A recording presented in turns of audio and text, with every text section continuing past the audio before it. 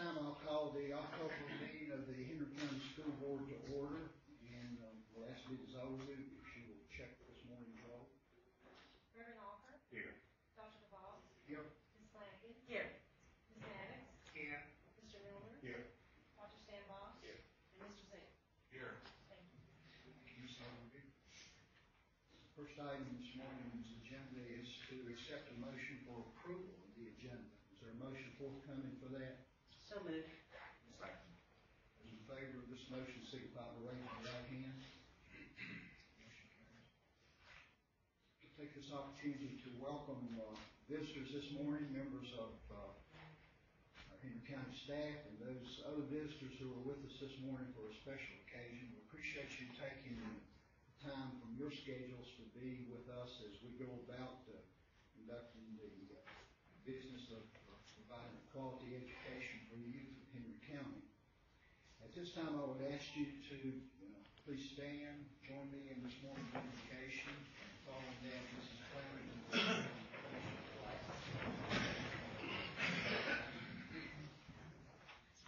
Holy Father, we give you thanks for the gift of this another day. We give you thanks for the most precious gift, the gift of life itself.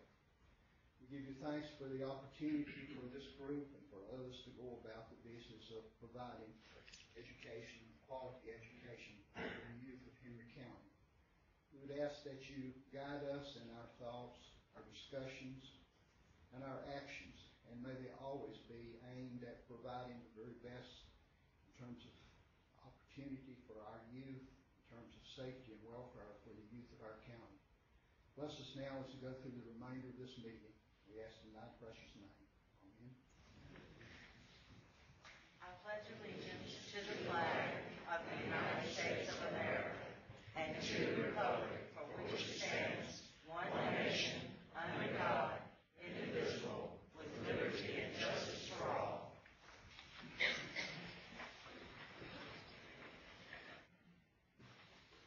Next item on our agenda, speakers from the floor. I believe we have no speakers registered and signed up for this particular part of the agenda, so we'll move to item 3, awards and recognition. Mr. Zayer, Ridgeway District Representative, has that. I will present to the board. Mr. Chairman, it's an honor for me to read the school board resolution. It's entitled Resolution R15-02. Whereas in each community, the public schools are shaped by the community to provide the most appropriate and effective education for the children who attend these schools. And whereas Edward Martin Levi displayed passion for athletics at Drury Mason by dedicating his time, knowledge, and energy as a coach and mentor, impacting and enriching the lives of everyone with whom he came into contact through youth sports. Whereas Edward Martin Levi devoted himself to the establishment and care of the baseball facilities at Drury Mason and took great pride in promoting goodwill, inspiration, and positive influence to those participating in athletic programs. Now therefore be it resolved that the baseball field at Drury Mason Elementary School shall be named Eddie Levi Field in honor of the time devoted to coaching and mentoring players and students. And Mr. Chairman, I move that we approve this resolution and the chairman sign it. Is there a second to this motion? Second. The motion has been made and seconded. Without any further discussion, those in favor of this motion signify by raising your right hand. Mr. Levi, if you'll come forward there, we'll make a presentation. And I want to say, I had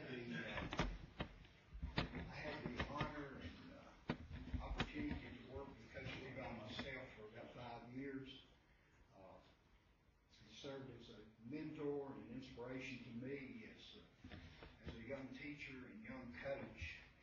And the lessons that I learned from listening and observing Mr. Levi have stood me well through the years, and I will always appreciate that time. Mr. Zayer, if you'll step down there and make a presentation, we'll make some pictures. And I know that some of Coach Levi's former players are here with him this morning, and I'm going to give them here in a few minutes, give them an opportunity to make some remarks about Coach Levi also. I know that Coach Levi provided not only physical and athletic ability instruction, which was very important, but in my mind, even more important during those years was the character and moral inspiration he provided. And I think that's kind of echoed by many former players, Coach Levi, that are here to honor you this morning. We appreciate that. Can we get a picture here of this presentation? And then I'm going to get some of the players to step forward if they would like. Look right at the camera. Is there Coach Levi? This right here.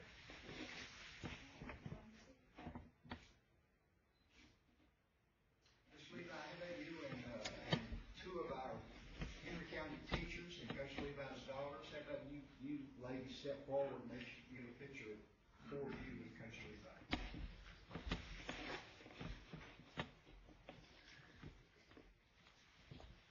Hold that right on the front, ladies. Right out there in the front.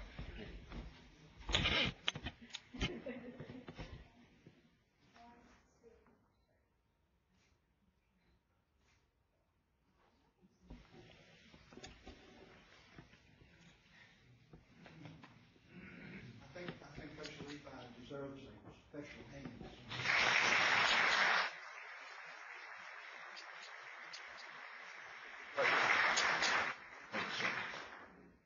Coach, you want to have anything to say?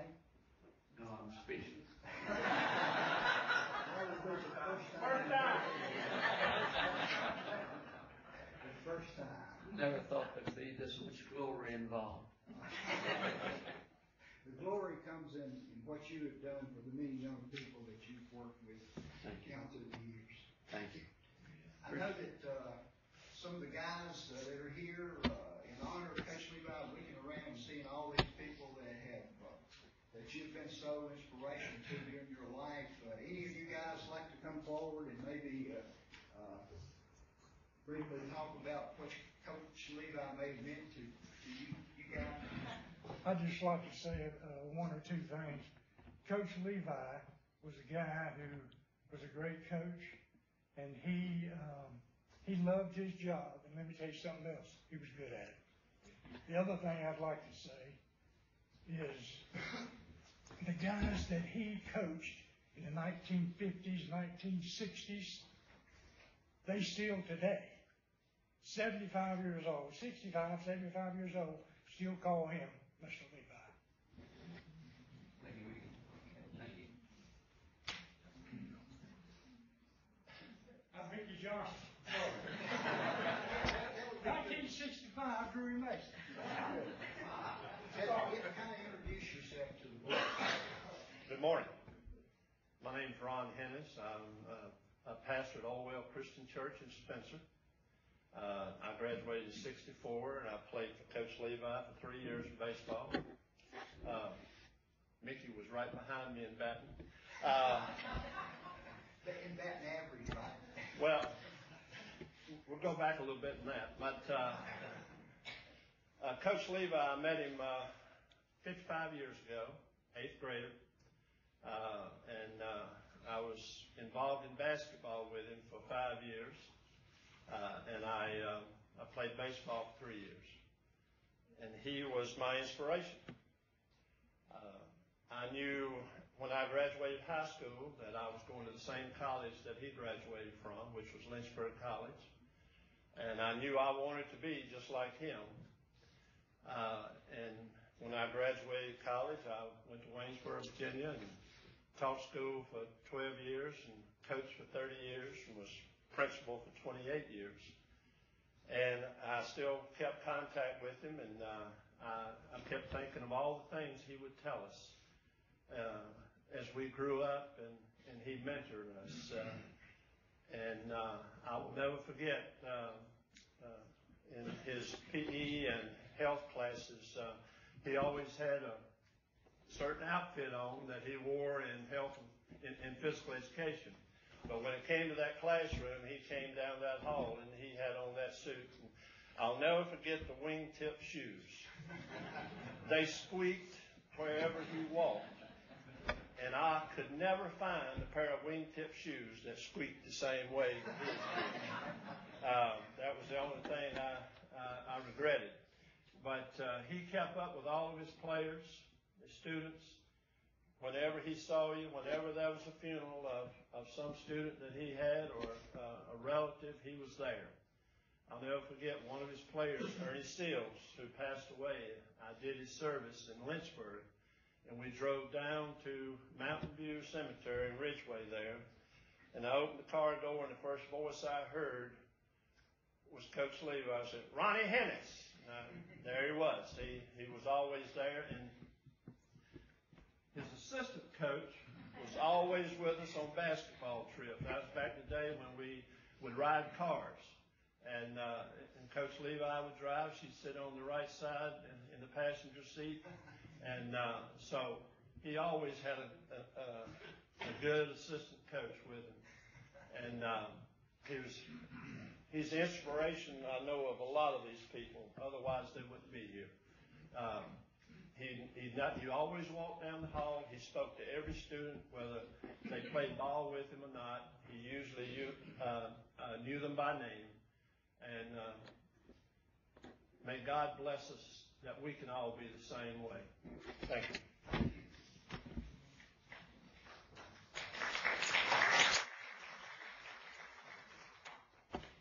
Good morning. My name is J.C. Martin. This guy came on the scene in 1952, and I was in the student body the morning they announced that he was going to be the basketball coach, baseball coach at Drew Mason. And it started a love affair with me all these years, 62 years. In the first year, he didn't coach basketball. In the second year, he took over. And so I was in the gym and practicing around the basket. That's all I could do. I didn't know how to play basketball. And Coach Levi came into the gym, and he came over and he said, "You need a shot." I said, "Boy, do I ever." I didn't have one. And he said, "Let me demonstrate a shot I want you to make and work on." And he came, it was in the north end of the gym. And he came running into the basket and jumped in the air and hesitated in the air and then shot the shot. And he said, "That's a jump shot." And I embraced it. And I ran with it. And it put me on the map. And we played a lot of games. We won some and we lost some. And the man never had a cross word. What an individual. We had baseball games, football games. I played football 1 year, thank the Lord. That's all. And then we played baseball. He didn't have anywhere for me to play the first year. I was a freshman. Put me in right field. I stumbled around out there a little bit. The next year, he put me at first base. Taught me how to play first base. And so I played first base. We had scouts that came to the game, and he handled the scouts, and we played. He taught me how to play sports. He also taught me how to live. In 62 years, I've never heard the man swear. What unbelievable leadership the man has shown over these years. When I turned pro, he was still a mentor. He gave me advice. We came to Baltimore, and he came to the game. Brought some guys with him. And he said, "How's it going, Jay?" And I said, "Well, not too good. I think you're going to send me down." "You don't want to go down."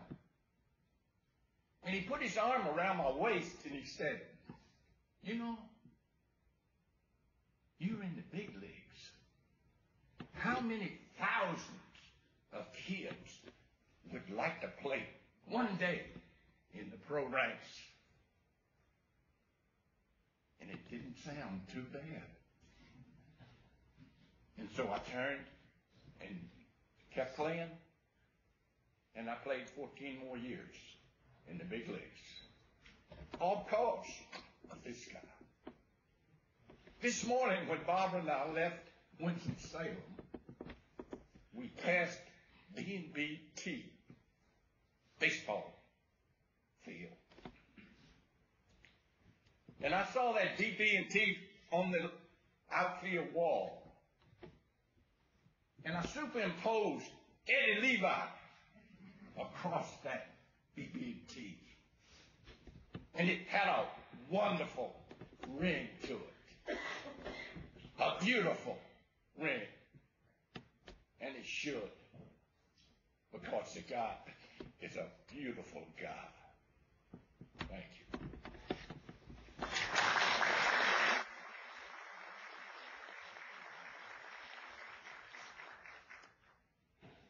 Anyone else that would like to comment? Yeah, I'd like to say something. I'll just speak to you. My name's John Ward, and I've been knowing Mr. Levi for quite some time. And I think Mr. Levi was a great person, a great coach, just what all of these guys just got through saying. But he served the Lord Jesus Christ first in everything he did. And as we went to church together, he did that. But one thing that I can tell you, he can coach much better than he can drive. Let me tell you, when he used to drive that car, Ronnie's talking about when he used to drive, it's the only man I ever seen could put his right arm across the seat, his left arm and guide the car and look back and drive. Why we didn't have any problems with ticket accidents, I'll never know. Thank you.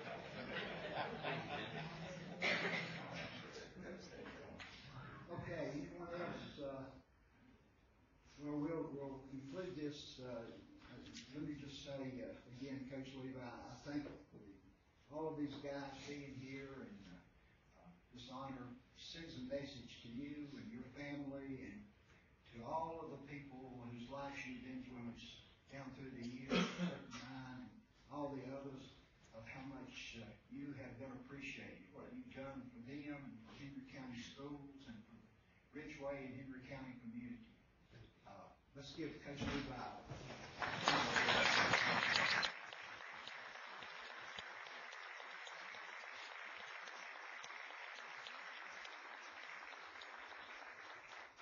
Probably many of you guys would like to have a picture of Coach Levi this morning, and if all of y'all will just meet outside somewhere in the lobby right here with Coach Levi and Mrs. Levi and the daughters.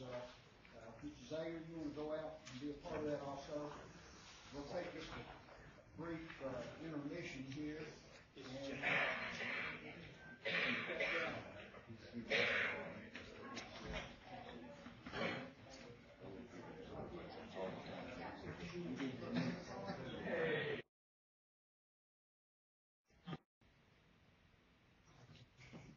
71% of our schools earn state accreditation for the current year, and with that, it is tests that we took in the year previous. 4 schools were accredited with warning. The division as a whole did not meet FAMO for this current year. 7 schools met FAMO for the current year, and FMAO stands for Federal Annual Measurable Objectives. So that's the old AYP, which people are more familiar with that acronym than they are FAMO. We're still trying to get used to it. Mathematics increased 4% for the Hispanic group. Mathematics score percentages increased overall in several subgroup areas. And if you remember, the mathematics test was new 3 years ago. So we're making increases with that. I guess this probably should have gone first, but here's some terminology information. State accreditation is separate from the federal FAMO. So when we look at state accreditation, we're looking at the 4 core subjects, which are reading and writing are put together, mathematics, science, and social science or history. And also they have a high school graduation. And again, with that, the tests are what we took last year in the spring and in December for the high schools.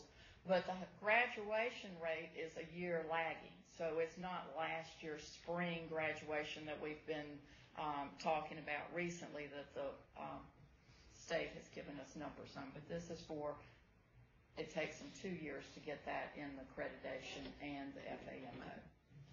So those are the targets that we're working towards with that. And those are actually higher than the FAMO. It used to be that AYP was higher than the state accreditation. But when they went back and reauthorized, they started giving us different numbers for the FAMO. Each subgroup has their own number. We used to have one number.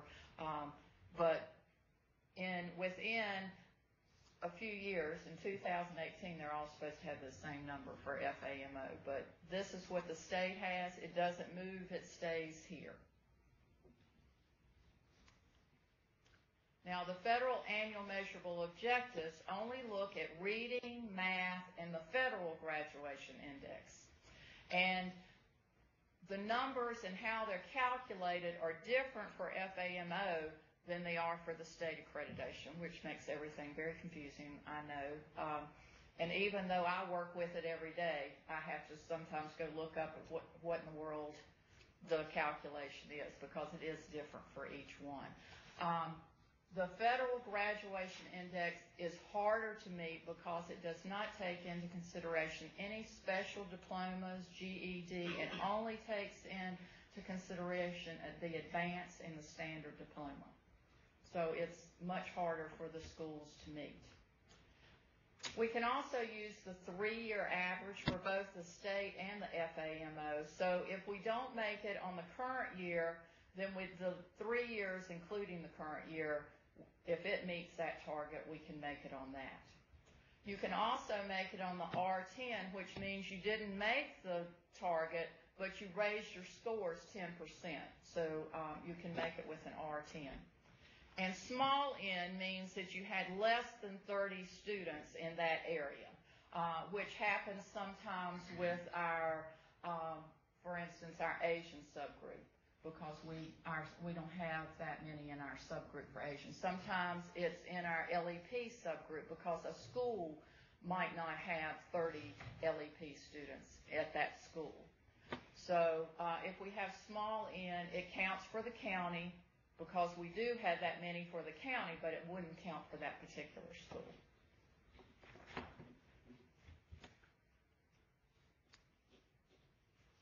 Now, these are the federal subgroups that the federal government looks at. Now, with the state accreditation, it does not look at subgroups. It looks at the school as a whole for those 4 subjects in graduation. But the federal government looks at it in these subgroups. And if you remember with the AYP, it did not have the 3 gap groups at the top. And with small n, sometimes the LEP and the students with disability in gap group 1 didn't count. So they grouped that with economically disadvantaged, and usually every school and division have at least 30 when you group those together. So those are the subgroups that we're now looking at. And you'll see limited English proficient and students with disability at the bottom also. It counts both places. Those 2 groups count 2 places in the federal guidelines. Now this is for Henry County overall, and we're showing you 3 years worth of data. The numbers are in the chart at the bottom. For federal accountability, again, we only look at the reading and math, so I gave you the line there. You can see that math came up this year, as we just talked about. The target for the division for math was 66. the target for reading was 69, and we missed that by a hair on the current year, but we got it for the 3-year average. Oops, I didn't do that part. This is a state comparison, Henry County being the red and the state being the blue. And again, I gave you the numbers at the bottom. As we looked at individual tests, we actually outscored the state on some of our individual tests, and we scored even with some of our individual tests, which we were very proud of. But our history is our oldest new test, if you will. All of those tests have changed in the last 5 years, and history was the first one. And if you remember, at that time, our history went down considerably the first year. The second year, it started climbing, and you can see that we've outscored the state in history for this year. We do have to work on some of the other subjects. After history, the next year was math, and we started climbing on the math. And the next year was reading, writing, and science. So we had 3 at that time. And this, again, is the 3rd year of those.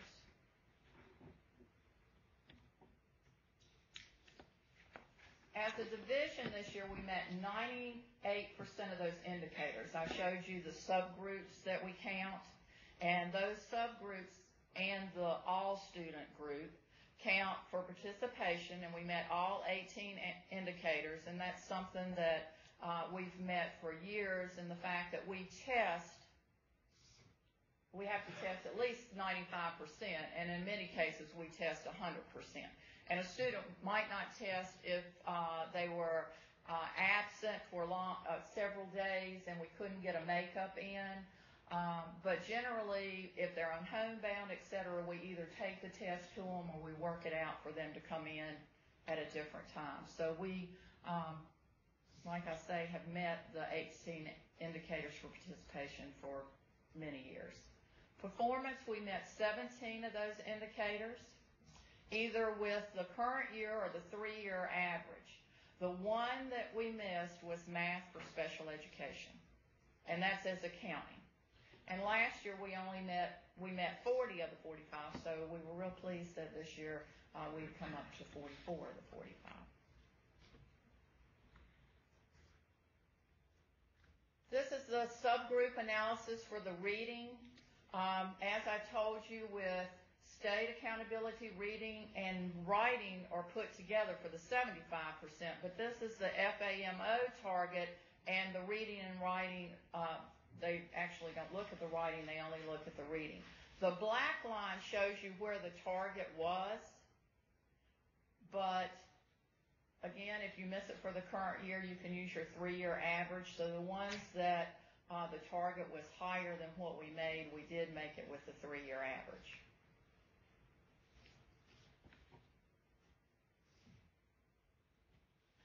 This is the same thing in math. It shows all of our individual subgroups. I didn't do where we put them all together, but you can see individually where each of those hit.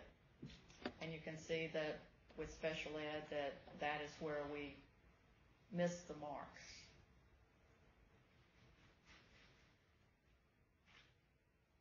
This is the subgroup analysis for graduation, and again, this is the federal graduation. And if you'll notice the asterisk, on some cases we made the R10, which we were very proud of, that gave us, that helped us meet that target. We increased it by 10%. And the double asterisk is for the Asian, which the group was not large enough to count. But we did have some increases, as you see in the green, for 2013, so we're very happy with those. But the target for the federal is 80%. But again, that only counts the standard and the advanced diplomas. These are the subjects that aren't calculated for FAMO, but I wanted to give you a picture of how the subgroups were doing in those subjects. This is the science test. The science test was in its 2nd year last year. The coming year will be its 3rd year. It does such.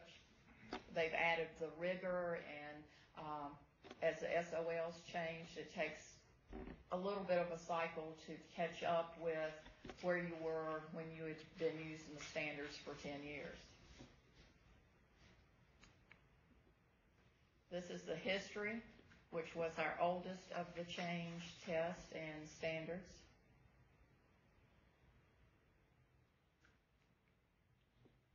And our writing. And again, you see the Asian category is not marked because it is so low that it could possibly tag a person when you only show 2 or 3 students. Someone can definitely say that was so-and-so. But writing is another area which we are targeting to work on this year. Okay, just to summarize the charts that you've seen. New tests have decreased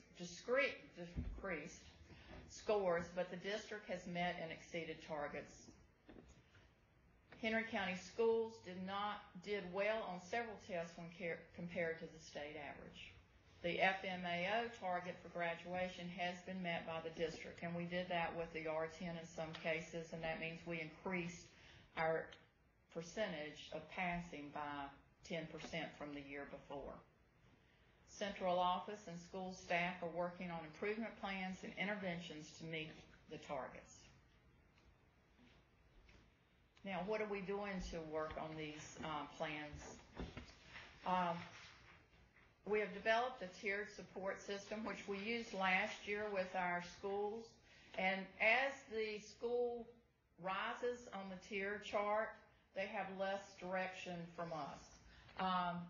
Tier 3 is meeting monthly. Those principals are meeting with central office staff to develop and plan for what is being used in their schools to improve our scores. Tier 2 is meeting quarterly, those principals. And Tier 1, we definitely don't leave out in the cold, but we don't oversee them quite as much as we do Tier 2 or Tier 3. Here you can see exactly the write-up that was given to the principals. Everyone will implement new curriculum division-wide for English, math, and health and PE this year. We all are writing school improvement plans, and we're working towards developing those PLCs within our schools. Tier 2 added that they were doing an individualized plan for professional development with their staff, and the principals would meet quarterly with the superintendent and instructional staff. Tier 3 will do that, but they'll meet monthly with the instructional staff and the superintendent. Now, this year, again, we're using IndoStar to write all of our school plans. We found that last year the discussion using the IndoStar program, which the state requires some schools that don't meet targets to use, the discussion was so strong when we went to those meetings because it kept our feet to the fire, if you will. You have to meet twice a month, an hour a month with your leadership team within the school. And as a division for those schools that are required by the state to do IndoStar, a division coach is attached to each school, and they also attend those meetings at least once a month and make coaching comments. But as we went out to meet with the schools, we came back so excited because the conversation was so rich and geared towards instruction. The ideas were flowing, and sometimes, unless we say we're going to meet at X, Y, and Z, we have bits of conversation, but it doesn't get all put together. So we've been really pleased with the conversation that has come out because we go back and read those plans twice a month, and we keep our faculties updated on exactly what the plan has in it and how much we've accomplished and how we add tasks to it as the year goes on as we feel we need to. So it's something that we've really found as a positive within the buildings. In this plan, one of the things is that you identify the method in which you're going to identify at-risk students. So you're not just saying Johnny needs this and Susie needs that, but it has to be a research-based method. An example of one is everyone's using the MAP test, which we're doing within the schools as looking at. We're looking at the SOL data. We're not just looking at one piece of data, one day, one person's observation, but we're taking multiple things, putting them together to determine the students that need that extra help. Another indicator is that once we identify these students, that we're not just giving them worksheets or putting them on a computer to work. We're using research-based tiered interventions with these students. There's some students that need more help than others, so we're determining that with first where we're identifying them, and then we're targeting that information to individual students. And the third one that the state requires us to do is to tell them how we're monitoring that process. We're not just saying, oh, we think they're getting better, but we're actually showing with our collaborated testing that they are improving. Or maybe they're not and we need to go a different direction, but we're monitoring where they are with that intervention that we're doing.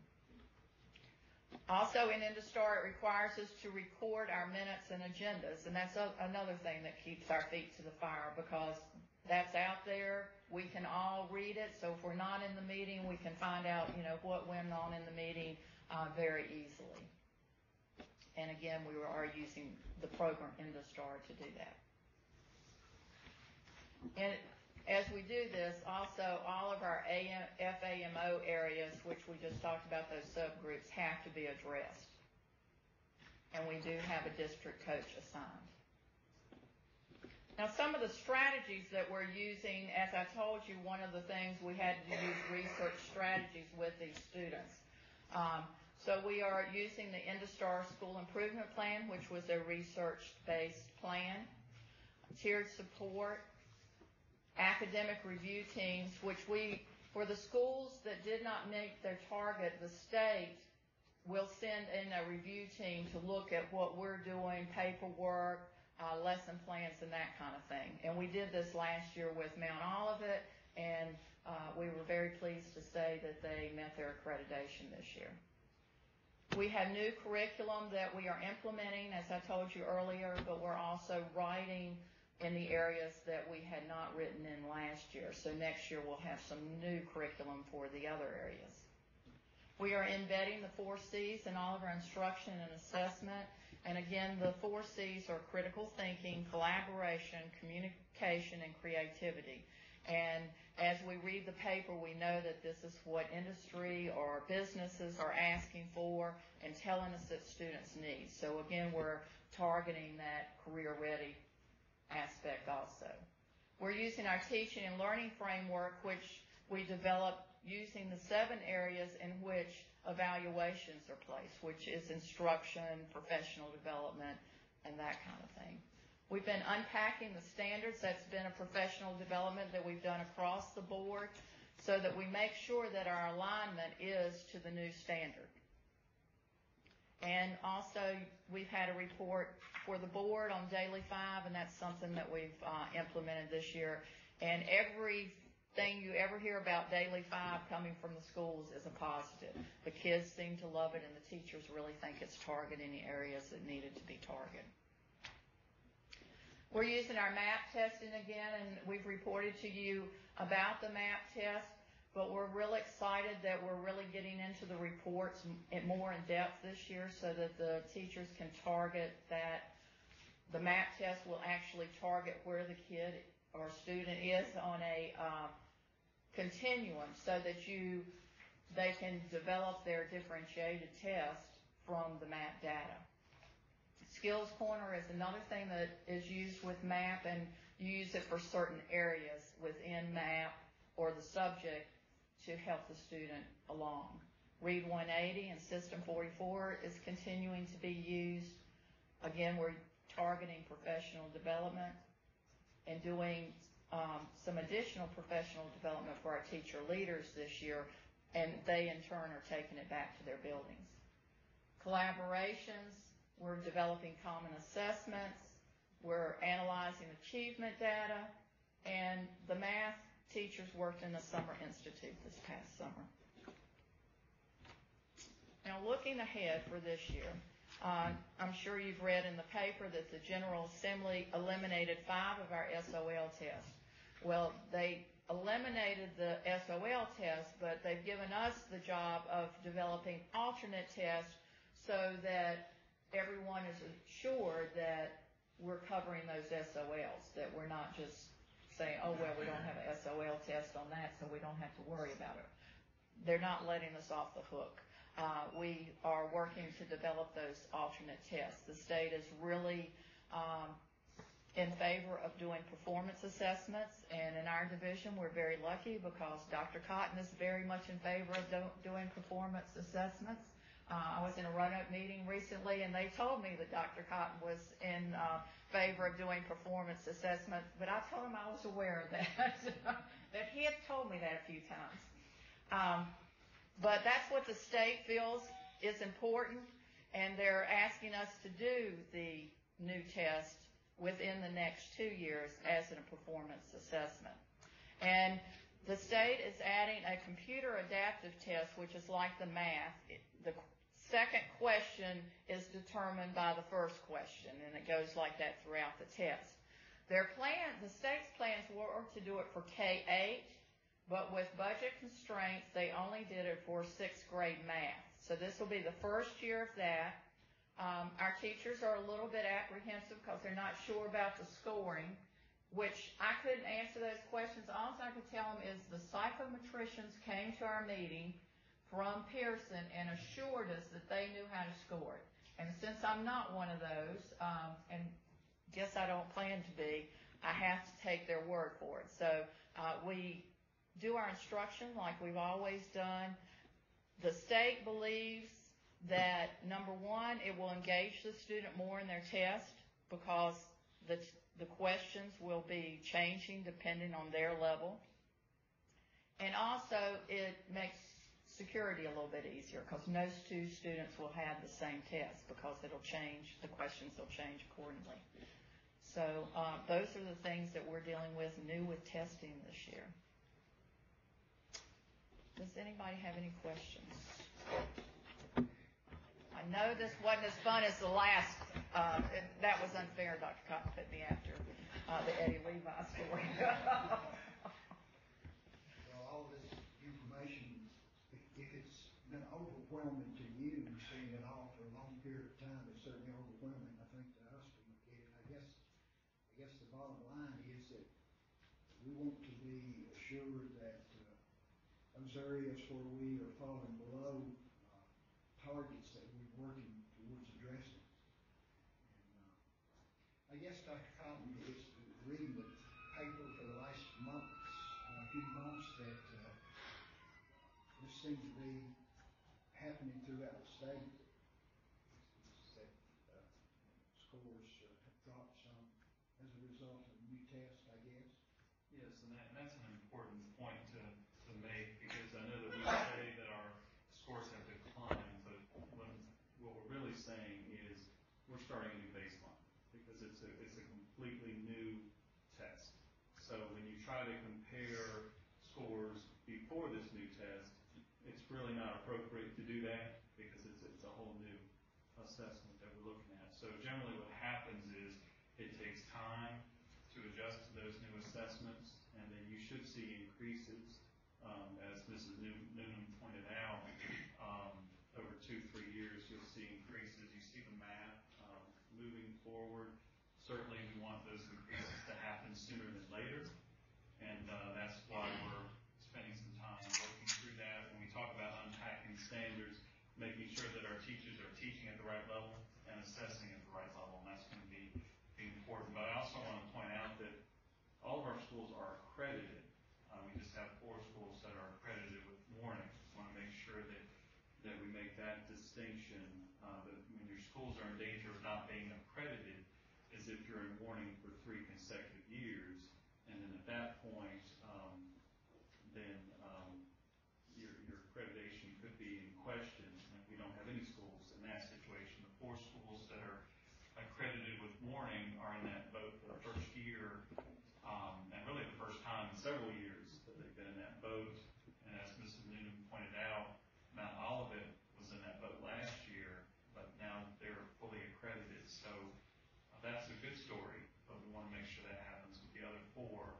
And the other thing that I want to point out is some of the schools are accredited because of that 3-year average, and that's not acceptable. They need to make it on the current year passing rate, and that's a message that I've sent out to the principals that that should be the goal. So that's certainly what they're working on. You have some schools that are fully accredited, and they are fully accredited because of a 3-year average, and you know that's not sustainable. So obviously we've got to increase that passing rate. I'm under the assumption that the SOL tests were developed by people outside of the division, perhaps the Department of Ed. So I'm wondering if the alternate test will be developed by third floor personnel, or will it include teachers from the subject areas all combined? The alternate test? Yeah. We've been working on that, and the state has given us a lot of freedom with that particular test. They just want to make sure that we at least look at something in each strand of the material. So we're still kind of working on those particular aspects, but we are involving a lot of voices. And with the state tests, they are actually made up of teachers also. Teachers come together to give them questions. And some of our teachers have worked with state committees that have developed questions for the state test also. But this chance to do the alternative assessments, it's a big deal because it's an opportunity to try some more creative or innovative types of assessments. School divisions are finding this to be very challenging because they have not started this process. Fortunately for us, we have started this process through our curriculum work, so we're already moving in this direction. So, but still, we have work to do to get all those put in place. But the nice thing about it is it's opening the door for a change, and it's a good thing. So we're looking forward to working through that. But as you pointed out, some school divisions are struggling with that right now because the state's collecting best practices this year, and then I would imagine we'll have more guidelines next year after this first year of implementation. They've promised we would have more guidelines next year, which is not necessarily a good thing, but I guess a good analogy of what's happened since we've heard a lot about baseball. Coach Levi said his goal for team average 300 batting average for a year, and finally got them to that point. Then you raise the goal a little bit higher, and it take 3 or 4 more years to get up to that. right. And you make the questions with a little bit more rigor, so not only is the information a little bit higher, the questioning and the test have a little bit more rigor. You know, we've added the technology enhanced items over the years, and so these tests, and then when we add the adaptive test, which they hope to do those, a lot of the testing coordinators or directors are looking at it and hoping that we'll go more in Virginia to a growth model rather than the cut score and everything, but we want to see how students grow, take them from where they are. Hopefully we are working to give our classroom teachers the expertise they need to address new teaching methodologies that may be necessary to achieve these goals. We are working very hard at that. Other questions or comments? Well, thank you, Ms. Newman. Thank you. Look forward to seeing those green lines go over. I like that. We'll be having a quiz on this presentation. So I'll have to keep up with it. It won't be a computer. No, it won't be a It's a performance task, and it'll be in my office after board meeting. Our next informational item this morning, current health practices, Ms. Vestal. Mr. Chairman, before Mrs. Vestal starts, I just wanted to, as I notified the board, I've asked Mrs. Vestal to just share what we're doing currently with current practices. I know that we talked at the last board meeting about LICE, pink eye, and ringworm. And I wanted to make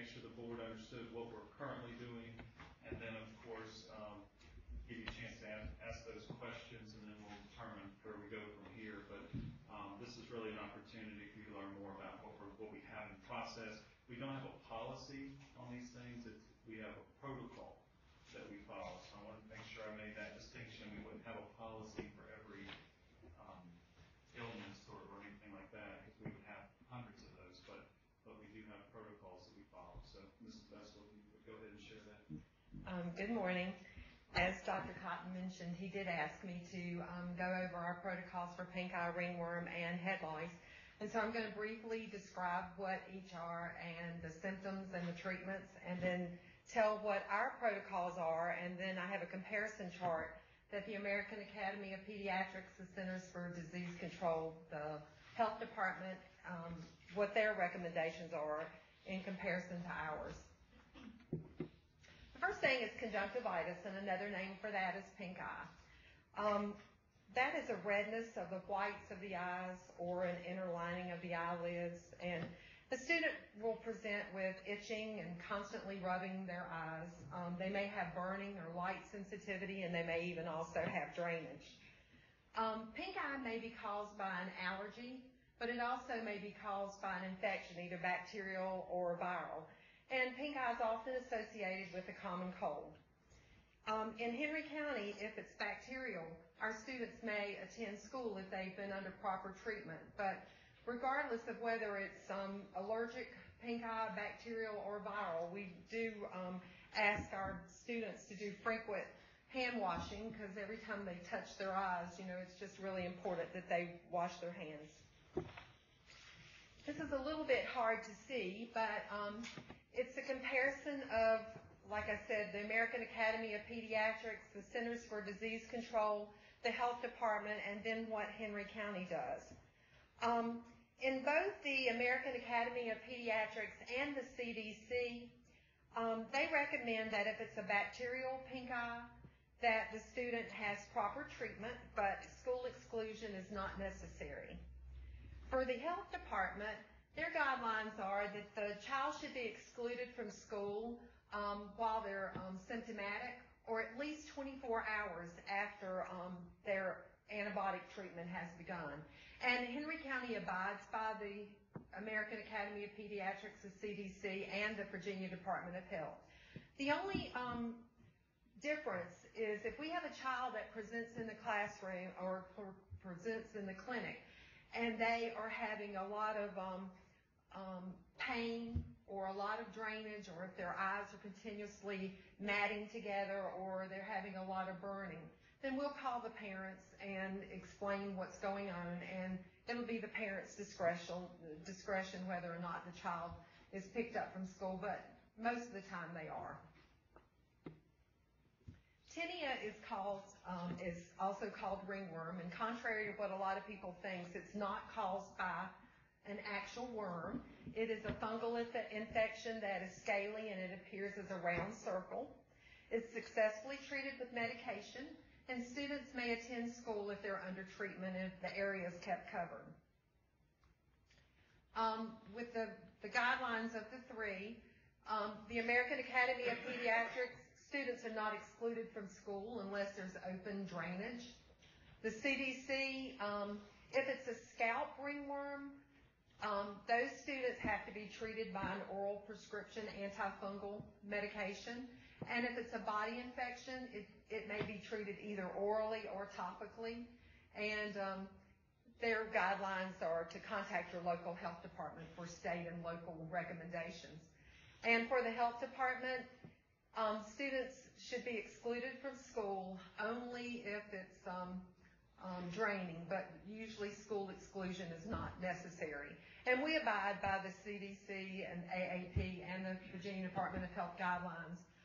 If we do determine that a child has ringworm during the day, if it's an area that is not covered by their clothing, then we will cover it. And we have a ringworm letter that explains everything to parents. We'll send that home with the child at the end of the school day, but we also make a phone call to the parents, letting them know to be looking for that letter in the book bag and what to do for the child. Pediculosis capitis, also known as head lice. These are insects that live in the human hair. The insects hatch from small eggs, which are called nits, and they are attached to the base of the hair shaft. A female louse lays approximately 7 to 10 eggs every single day, and those eggs will hatch in about 10 days, and they reach maturity in about 2 weeks. And they cause local irritation and itching, and you'll see the child scratching. The American Academy of Pediatrics recommends that you send the child home at the end of the day, and they should be properly treated before returning the next morning. The CDC recommends that you treat the child, but the removal of all the eggs or nits is not necessary. The Department of Health says that the child should be treated, and school exclusion is not indicated. And Henry County has a no lice, no nit policy. And this, well, not policy, but a protocol. Our protocol has been approved by our contracted physician that we have with Henry County Schools. The Department of Ed sent out an email to all the school nurse coordinators just a few weeks ago requesting that school divisions respond back with their district's practices regarding head lice and nits. As you'll see by the chart, the areas marked in white were the divisions who did not respond. The areas in red are the divisions that have a no lice, no nit protocol. The ones in yellow are no lice but nits are allowed. And the ones in green are the students who are allowed to stay at school and then sent home at the end of the day with a treatment letter. This slide, I wanted you to see about how many encounters that we have in Henry County, but it's really not a really great indicator to let you know how many cases we've had. We do have a program called Student Health Manager that all of our nurses and the health office assistants document all the student encounters. We have one little drop-down menu that says head lice check. So when you click on that, it'll give you an overall total of how many encounters, but you would have to read each one individually to know if it was just a lice check or if it was an actual case of head lice. But if you look at the numbers from 2012 to 2013, it looks like the numbers have increased in the 13-14 school year. And speaking with the nurses and the health office assistants, they tell me that really our numbers are pretty much staying the same. The only difference is that we have more health office attendants that are documenting daily, and because of the number of students that we have in the school who they're catheterized every day or every so many hours, they are carb counting for their diabetes, or we have trach care. I try to make sure that I have a sub-nurse or a sub-assistant there. So someone's in the clinic more, and so there's more documentation. But based on what the nurses have told me, the number of cases of head lice have not increased. So these encounters you listed, that's not just of the lice, that's all like health needs? Or Oh no, that's just for lice. Sorry. All right, Henry County Schools, we follow the guidelines of the National Pediculosis Association. They're the only nonprofit health and education agency that's dedicated to promoting and protecting children from the use of the harmful insecticide medication or pesticide medication that's applied. So what do we do in Henry County if we have a student that's brought to the office? Well, the reason why they come to the office is because either the student refers himself to the office, or the parents will call and ask us to check the child, or if someone has seen the child itching and scratching, or they've actually seen a bug crawling across the top of the head. They are privately checked for lice and or nits in the office, and if they are found to have lice or nits, all of their siblings are checked as well, even if it's in another building. When lice are present, the parent or guardian is notified, and we have a treatment letter that lists everything that a parent or guardian should do regarding getting rid of the lice and how to treat the home and the car as well. So we will talk to the families when they come to pick up the child, and we will go over that treatment letter and answer any kind of questions.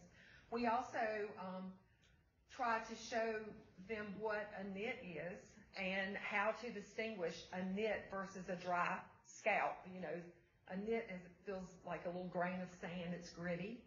And when a female louse lays her eggs, she secretes this jelly-like stuff that makes the egg adhere to the hair shaft.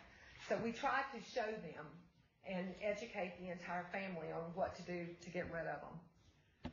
Also, sometime during close proximity of them sending the child home, all of the children in the classroom are checked for lice and/or nits. And if a child is found to have the lice or nits, we wait just a little bit later until we get down to the office and call the child to come down separately, just so that we will not put undue attention on that child. We don't want to alert the others that the child may or may not have lice. And we also have a classroom letter that we send home with all the students in that classroom, letting them know that a child in that child's classroom had lice and what to look for over the next couple of weeks. We have a product that we have purchased. A prior superintendent, he loved this product. They used it in the division that he was in, and it's called Neon Nits. And what this product is, it's a substance that is applied to the hair once the child has received proper treatment. But this Neon Nits causes the eggs to illuminate. You have two different colors that you give the family based on the color of the child's hair. One is neon pink and the other one is neon white. And it adheres to the eggs or the nits, and it makes the identification of those nits much easier for the parents to be able to see them and be able to remove them. And what you may not know is that for students who kind of fall through the cracks and don't have Medicaid, or their parents are not financially able to purchase the medication, we purchase anti-lice medication through the nurse's materials and supplies account. And we give this shampoo to the parents who come to the office, or they call, or I do a home visit and request that we be able to assist them. Otherwise, the child would be out of school until the financial means were available for the parent to be able to purchase the medication. And looking back over previous years, on the average, it's been about $939 that I spend every other year. This is a little chart that was tracked in the Student Health Manager program. If you'll look, the areas in red are the students who have been identified as having head lice, and they return the very next day lice and nit-free. The area in yellow, they return the next day, but there's a few eggs in their hair, and we will show the parent, and the parent removes the eggs right there in the health office, or the nurse removes the eggs, and the child is sent on back to class lice and nit-free. And the area in gray are the students who miss a few, more than one day. And with those students, the social workers and myself will go and do a home visit, or we'll call the parents, or the principals and I have also gone to the home to see if there's anything that we can do to enable that child to be back in class as soon as possible, so they're not missing so much instructional time. While we differ from the American Academy of Pediatrics, the CDC, and the Department of Health on 2 points, lice and nits, it facilitates uninhibited collaboration among our students. So with all that being said, and you learning more about head lice than you probably ever wanted to know, do you have any questions for me? I'm trying to avoid scratching. Well, this is my 26th year in Henry County, and the very first year, I think my head stayed in my husband's lap the entire first year, wanting him to check my head because it itched, just psychological itching. Are there questions on this vessel? This item falls under informational agenda, but I know that Dr. Cotton has asked before we go with anywhere from here, now that we all kind of know what's going on and realize how involved it was, it's nice to get this information. One question I might have as I look at that, it looks like, less than 4 or 5% of students miss more than one day? On the average, it's about 95% of the students return the very next day.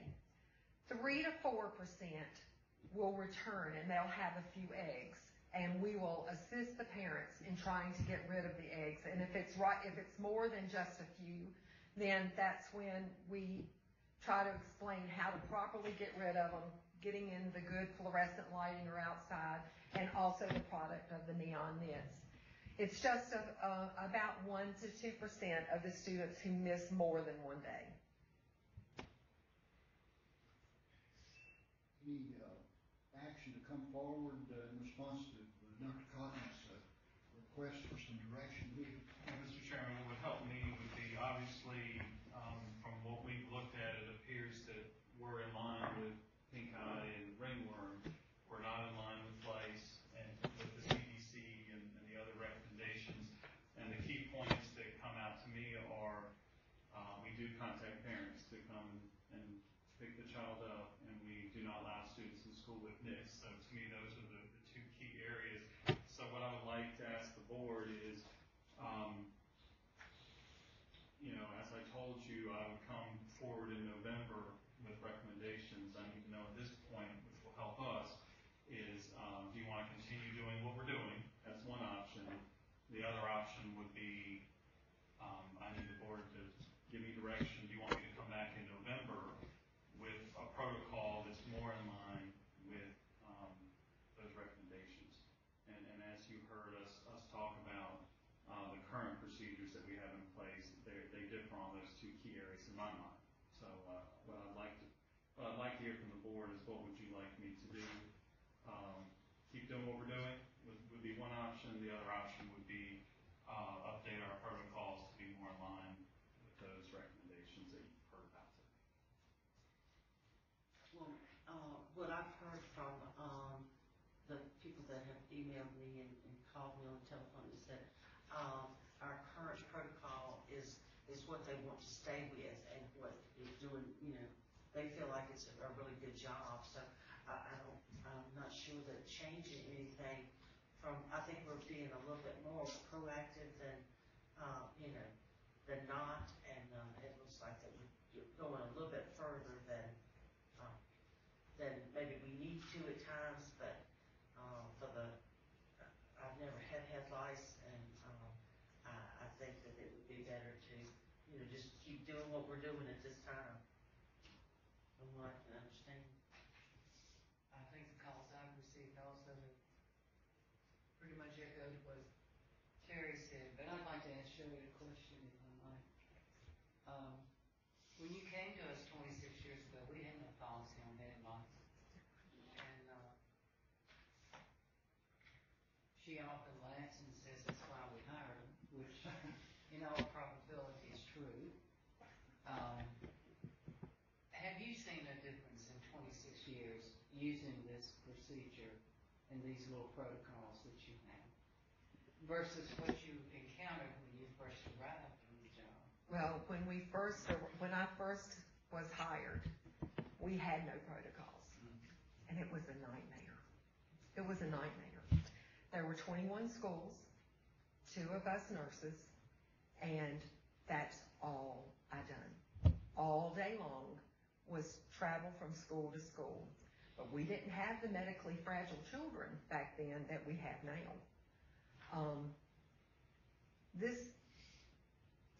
We probably didn't change until probably about 1991 or 92. And it took a while, especially our local pediatricians, to come on board, because I worked part-time at the hospital, and they let me have it when I was working, because they didn't like the new no lice, no nits. But after explaining to them that was pretty much the only way that we could really get a handle of the numbers of head lice encounters and problems that we were having, they quickly understood and then, sent me a letter apologizing for blasting me. And it's working for us. Just clearly it works for us. It's much better. I would submit that what works is the education that you're doing. I mean, that's what's made probably the biggest difference is educating parents, sending information home and making sure these kids are getting treated. The reason I brought this up is because of time missed from school, especially when all the research and all the legitimate organizations recommend that it's not necessary to send kids from home and out of class and missed education. That's one of the things we emphasize here is educational or instructional time. And our policy, our protocol, does not support what we voice in every other aspect, and there's no legitimate professional organization that recommends that. It doesn't, I think what we're doing is great, and we should continue it in terms of education, the materials, checking and making sure. I'm not saying we should take our hands off of this and just ignore it. I think we should ensure that when information is sent home that parents have treated and follow up on that. But sending them home in the middle of the day and sending them home with, because there are some myths that we didn't get rid of, that's what I'm opposed to. Because it takes away from instructional time and there's no legitimate reason for it. I have been associated with the Henry County school system since 1948, and with the exception of a 23-year break. And I have learned more this past month about this issue. I never really knew it existed, and I don't think I'm any more ignorant than anyone else. And I think that this has been very productive in giving us more information about what's going on. And from all I can see, we have a good practice in hand, and that perhaps we should continue. I guess that we could entertain, even though this is under information, we could entertain motions to either stick with the current policy, the current protocol, you used to saying that, or to direct Dr. Cotton and his staff to present us with a revised protocol. Is there a motion to either one of those two? Mr. Chairman, if I can, I would like to make a motion that we keep the protocol that we have in place. And we also commend Mrs. Vestal for all the work and information that she supplied to the board. Is there a second? Okay, we have a motion and second. Is there additional discussion involving this motion? The only comment I would make is that I realize where public sentiment is about this. What's concerning to me is why we wouldn't follow the recommendation of professional organizations about this topic. And if we don't with this topic, why do we about any other topic? If the Department of Education makes a recommendation, far be it from this board to say we know better, and yet in this area we're going to say that we think our protocol is better than what's recommended by the CDC, the American Academy of Family Physicians, American Academy of Pediatrics, the American Association of School Nurses, and certainly that's within the right of this board, but it's concerning in terms of our decision-making process because there are many other evidence-based, research-based recommendations that we're going to follow in other aspects of our decisions. Well, I think that, everything doesn't always work for everybody. And evidently this is working, as she said, for us. And not that we know more than all of those people do, but it seems like that it just works for our division. I guess, maybe, and I appreciate Stanbaugh's comments, but I think there are probably several incidents where expectations that we hold here in Henry County for our students exceed what we like to think we're going to hold people to higher expectations. This obviously looks to be one incident of that. Any other discussion? I would just like to know what we do to the children that have to stay at home to make sure they're not left behind in their education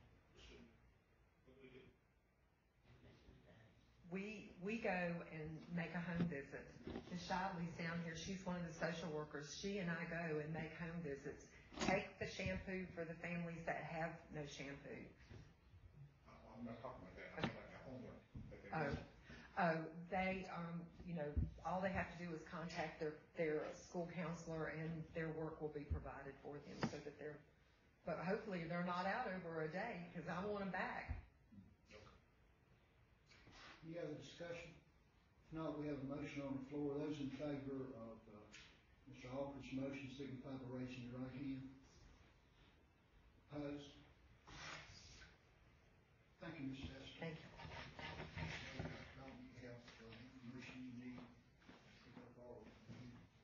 We move to item C, proposed revisions to school board policies. Ms. Lambert. Good morning. The proposed policy revisions that we currently have before us reflect efforts to bring policies into compliance with new or existing laws and regulations, or they've been revised for editorial reasons. Policies can be found on board docs for your review for policies under consideration. As a couple of meetings ago, there are a number of policies under review, so I'd like to provide you with a brief summary of just the major changes. The following policies reflect amendment of Virginia Code or enactment of new code. Policy BDD, electronic participation in meetings from remote locations, provides guidelines for how to handle school board member participation or requests for participation for meetings from a remote location. Policies GBEC and JFCH, which are both tobacco-free school for staff and students, prohibit the use of electronic or e-cigarettes on school buses, school premises, or at school-sponsored activities.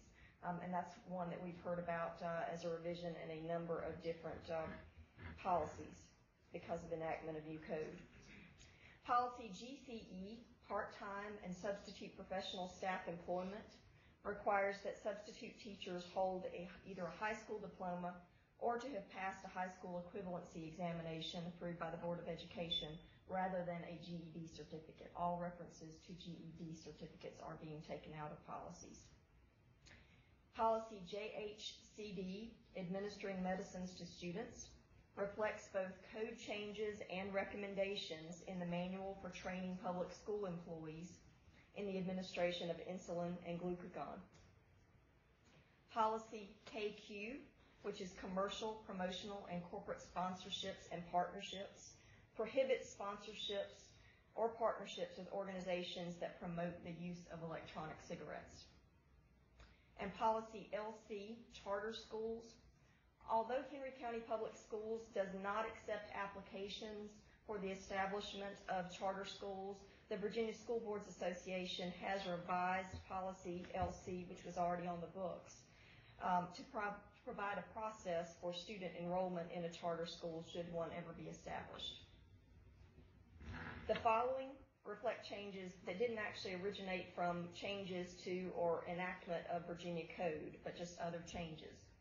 Policy BDDF, voting method, is being updated to require that each school board member's individual vote be recorded in school board meeting minutes. Policy GAA, staff time schedules, is being updated to reflect current payroll practices. Regulation GBMA-R, which is procedure for adjusting grievances of support staff, is being revised at the direction of legal counsel to allow the superintendent or superintendent's designee to hold hearings regarding support staff dismissals and the school board to decide an appeal on the record. Policy JB, equal educational opportunities and non-discrimination, as well as policies GBA and JFHA, which are prohibition against harassment and retaliation, are being updated to reflect current compliance officers now that former compliance officers have left the school division. Policy GBB, staff involvement in decision making, is being deleted to avoid duplication of policy BG, board staff communications. All of the other policy revisions are basically just editorial in nature. or they provide updates to legal references or cross-references. All of the revisions have been verified by the Virginia School Boards Association or by legal counsel, and they will be presented to the board for approval at the next meeting on November 6th. Are there any questions concerning policy revisions? All of these policy changes are in your detailed notes, and this is an informational presentation this morning. If you have questions about them, I guess specifically, we can contact you before we vote the next time. Certainly. In most cases, there are things that we really don't have a lot of choice in. Is that correct? With regards to Virginia Code, we don't have any choice in that. Some of the changes, the ones that are more editorial in nature, are for the most part just wording changes. A lot of times they say almost exactly the same thing that they have already said in the past, but the SBA has recommended some changes, just editorial changes. Okay, so we'll consider those policy changes for action at our November meeting. Any questions now? Thank you. We'll move to section 5 under the agenda, the consent agenda. There are several items mentioned, the general ones that we always have under that item: approval of minutes, approval of bills for payment. There is one that you may have a question about: approval of employee computer purchases for the payroll deduction. And the last one is overnight trips. Are there any specific questions about any of these? If not, then entertain a motion to approve the consent agenda as it's been presented. So. Second. It's been moved and seconded. Any further discussion? It is a good opportunity if you want one of these items to purchase. Board members, I guess, are eligible to purchase under the same procedure to do so. Those in favor of the stated motion signify by raising your right hand. Opposed? Move to section 6, this morning's action agenda. Dr. Cotton, would you have the first item, approval of support group portion? Yes, this is something that we do each year. As you all know, we do require our support groups to be audited, and of course we do provide extensive training for the presidents and treasurers for these support groups as well. And that's all a part of our process to make sure that they're following necessary guidelines. We do have an audit fee that's charged. It's $535 per group, and generally what we do is we split that cost. And of course, if we have groups that have issues with their books, they get an additional charge in order to get their books updated and resubmitted. But what I'm really asking the board to approve today is to approve the $282.62 as the support group portion of the audit fee. And this is something that we do each year, and obviously it's an important part of our process. Questions for Dr. Cotton regarding this request? If not, is there a motion to approve this request?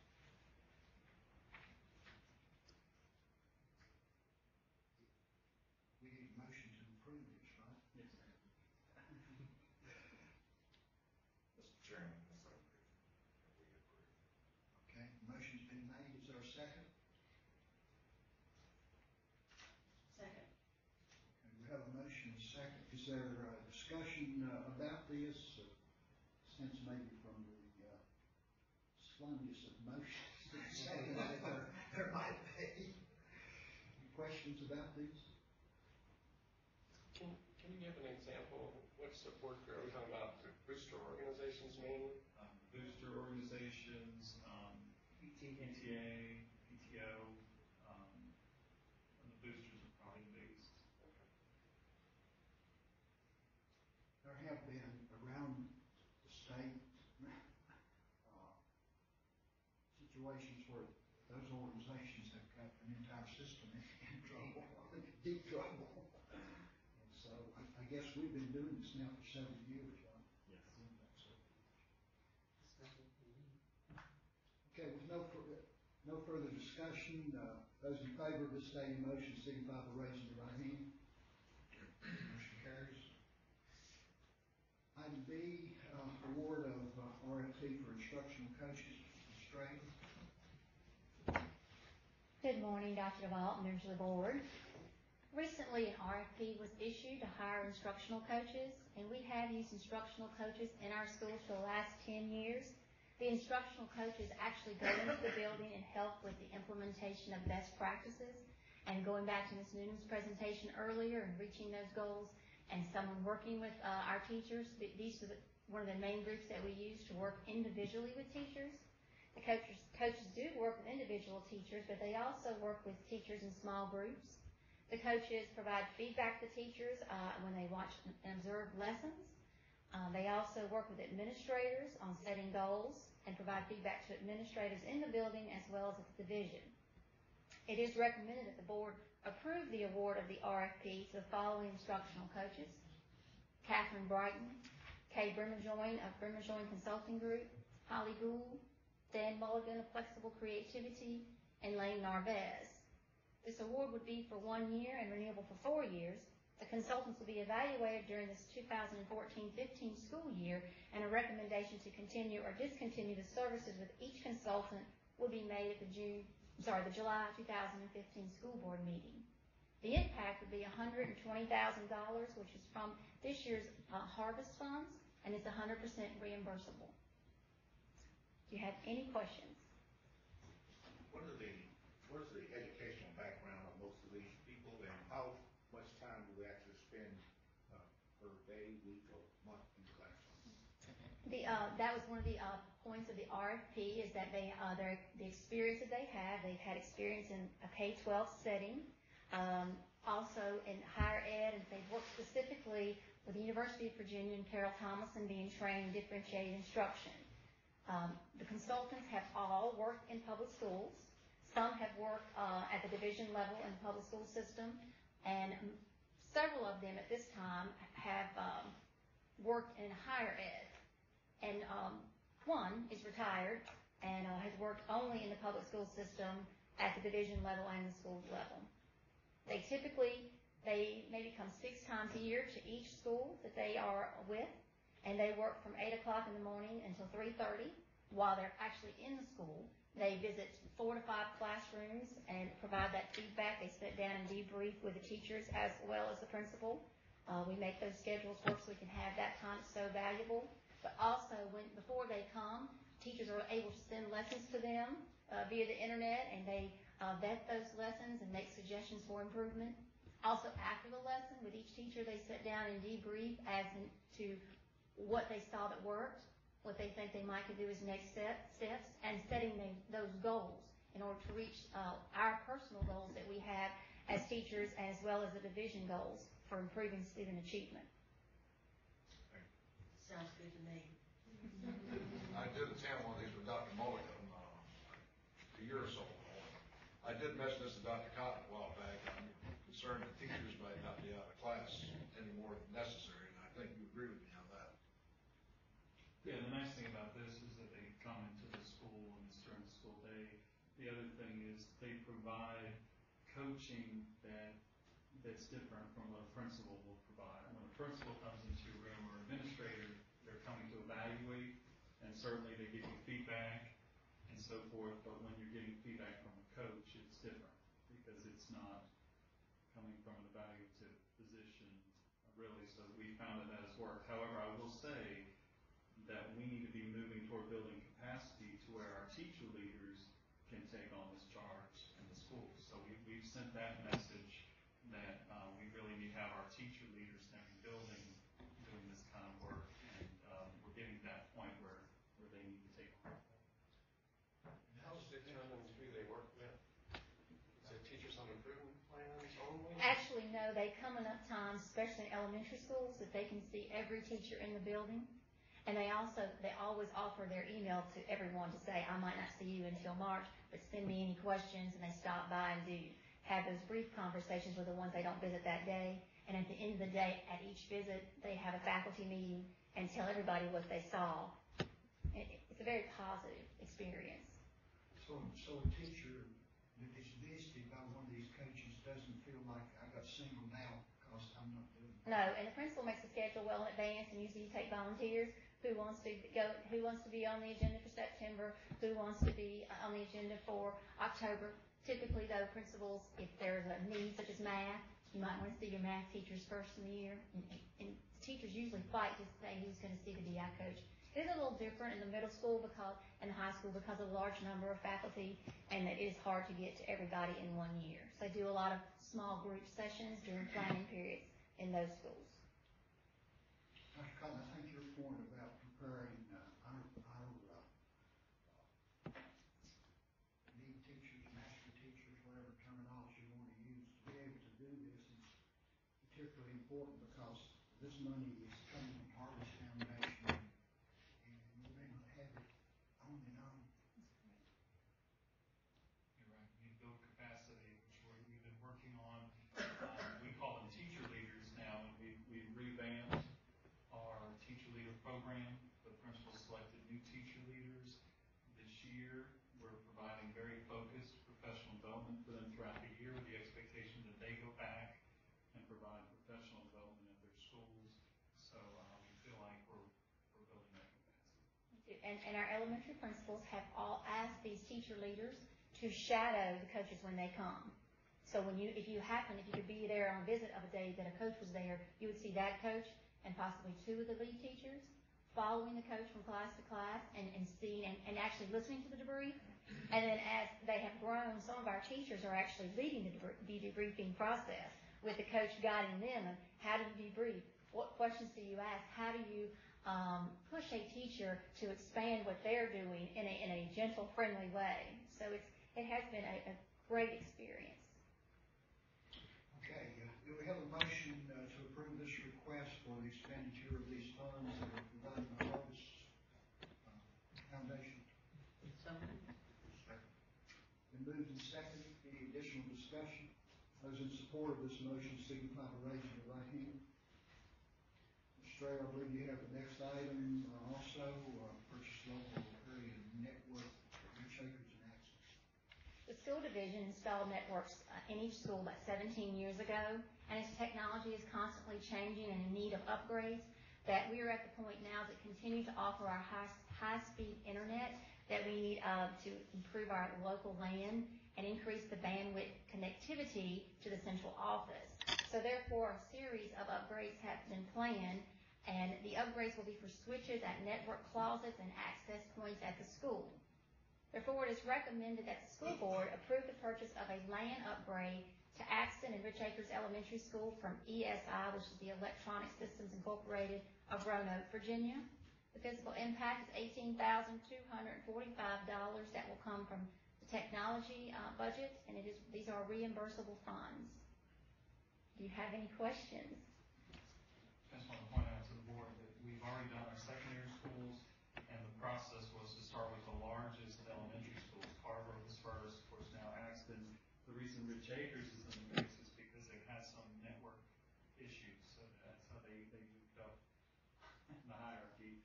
But the goal is to address every school eventually, just so you know kind of where we're going with this. I think we purchased LAN upgrade on Rich Acres and Axton Elementary Schools. Second. We have a motion and second. Additional discussion? If not, those in favor of this stated motion signify by raising your right hand. Motion carries. And you also have the next one, Ms. Strayer. Renewal of iPad insurance. Yes, sir. The division's iPad initiative has advanced now to the 8th grade, and this gives us a one-to-one iPad for each student in grades 3 through 8. This year we are beginning a leasing program for 3rd and 4th grade iPads, and also with the partnership of the Henry County Board of Supervisors, we were able to purchase iPads for grade 7 students.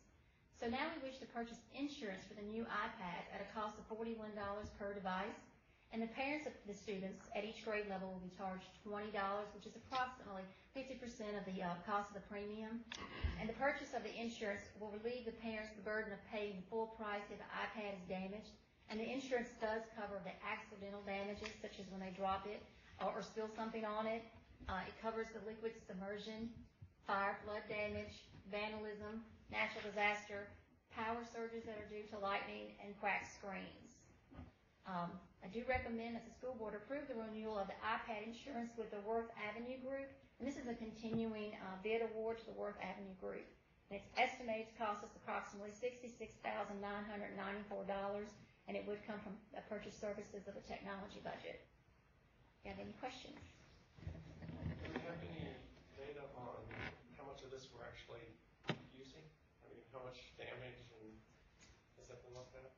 I do know that Ms. Copenhaver does keep those records, and I'm sure she could share. We do have that, and I'll be glad to pull that together for the board. You know, surprisingly, we don't have a lot. Well, that's what I was wondering. Do we know off the top of our heads if this is really a worthwhile expenditure that we're taking advantage of, or is this something that we should be self-insured on? Yeah, I'm glad you said that, because that's actually what we've been talking about. We did want to go ahead and move forward with the ones that we're leasing for obvious reasons, but also, because we just started the leasing option for the first time, but the others would be the brand new ones that were just purchased. But we are looking at how can we self-insure, maybe we can purchase a set number, or have funding set aside to just replace ourselves rather than doing the insurance route. So we are going to be dabbling in that a little bit this year as well. But as you can see, this can easily become a very expensive proposition as we continue to grow. So we're going to have to come up with something more sustainable. Other questions or comments regarding this request? So we're actually committing here only for this coming year. Yes, sir. Is there a motion to approve this request? So moved. Second. We have a motion and a second. Those in favor, any additional discussion? If not, those in favor of this motion signify by raising your right hand. Motion carries. Thank you, Ms. Strait. Next item, award contract for A&E services on Phase 3 renovations at Bassett High School. Mr. Scott? Yes, sir. Good morning.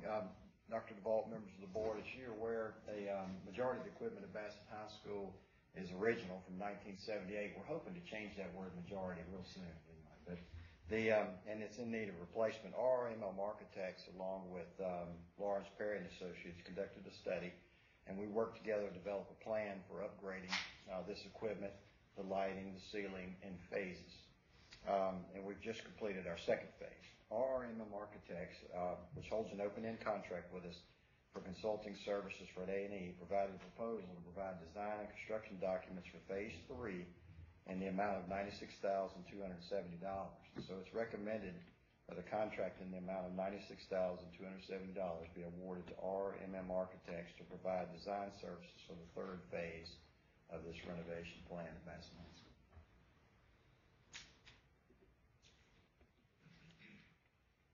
This is a part of a long-term plan to upgrade Yes, sir. all of these things at Bassett High School. Yes, sir. When we developed the plan, it was in about 6 stages in order to get everything completed, and we're working on hopefully working towards our third phase.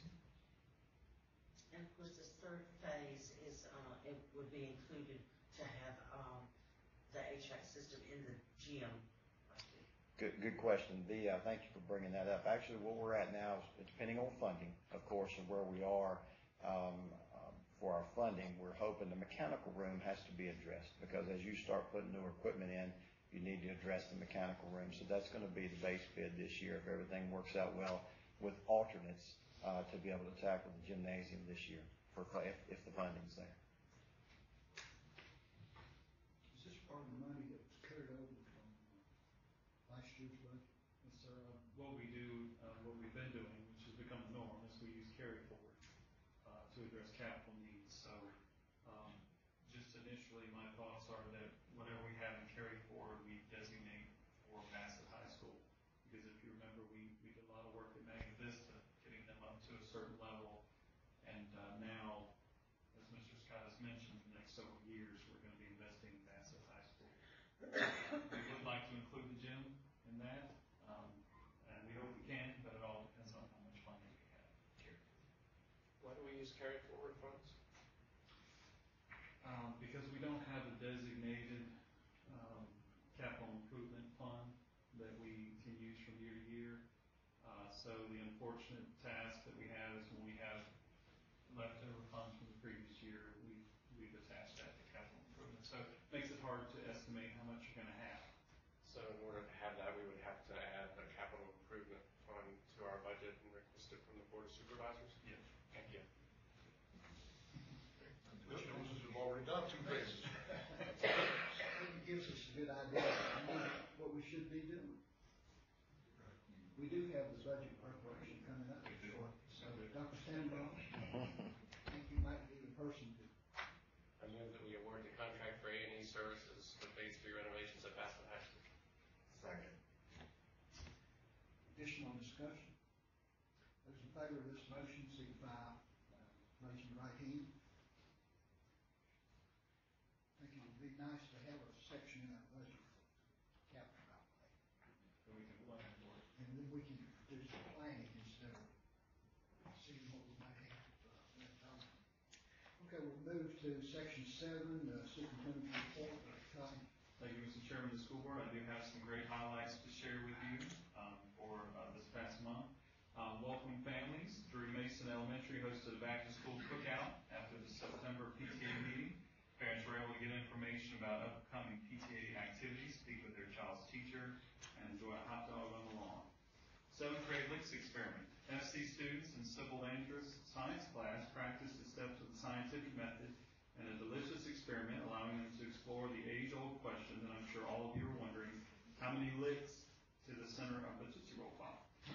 Students made a hypothesis and then began a tasty discovery. Having collected their data, students analyzed their findings and finished with peers exchanging their results.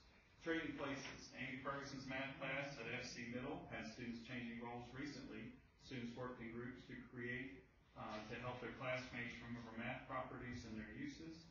The students created colorful posters and fun examples to reinforce understanding of the properties of math. Mesmerized by magnets. Students in 2nd grade in the hearing impaired program at Stanleytown Elementary teamed together to share hands-on materials in their study of magnets. They learned that magnets can push through a liquid as well as through solids and gases. Students learned that magnets are used in manufacturing, in our homes, and in medicine. We lava the scientific method. The making of a lava lamp recently became an anchor activity for mixtures and solutions with Stanleytown 5th graders. Mrs. Morris's class formulated a question, developed a hypothesis, performed a fair test, analyzed their data, and drew a conclusion. They decided that oil and colored water do not mix, and it is more fun to watch what happens when you add an Alka-Seltzer tablet and a Mentos candy to the lava-like mixture. The art of mystery. Christina Weldon's art students at Magna Vista have been busy solving mysteries through art. Each student drew one square of a large picture. Putting the squares together helped solve the mystery of the subject of the piece. Students have also worked on still lifes and an exhibit that is currently at Piedmont Arts. Career collaboration. Magna Vista English teacher Brendan Berger collaborated with the PHCC career coach Ruth Ann Duffy and college advisor Christina Italiano to help students explore career clusters and research jobs based on their results. Students learned about college options, how to research colleges, the application process, financial aid scholarships, and then do's and don'ts of an interview. ELL Family Night. One of the featured activities at Ridge Elementary's recent ELL Family Night was a game of staff bingo.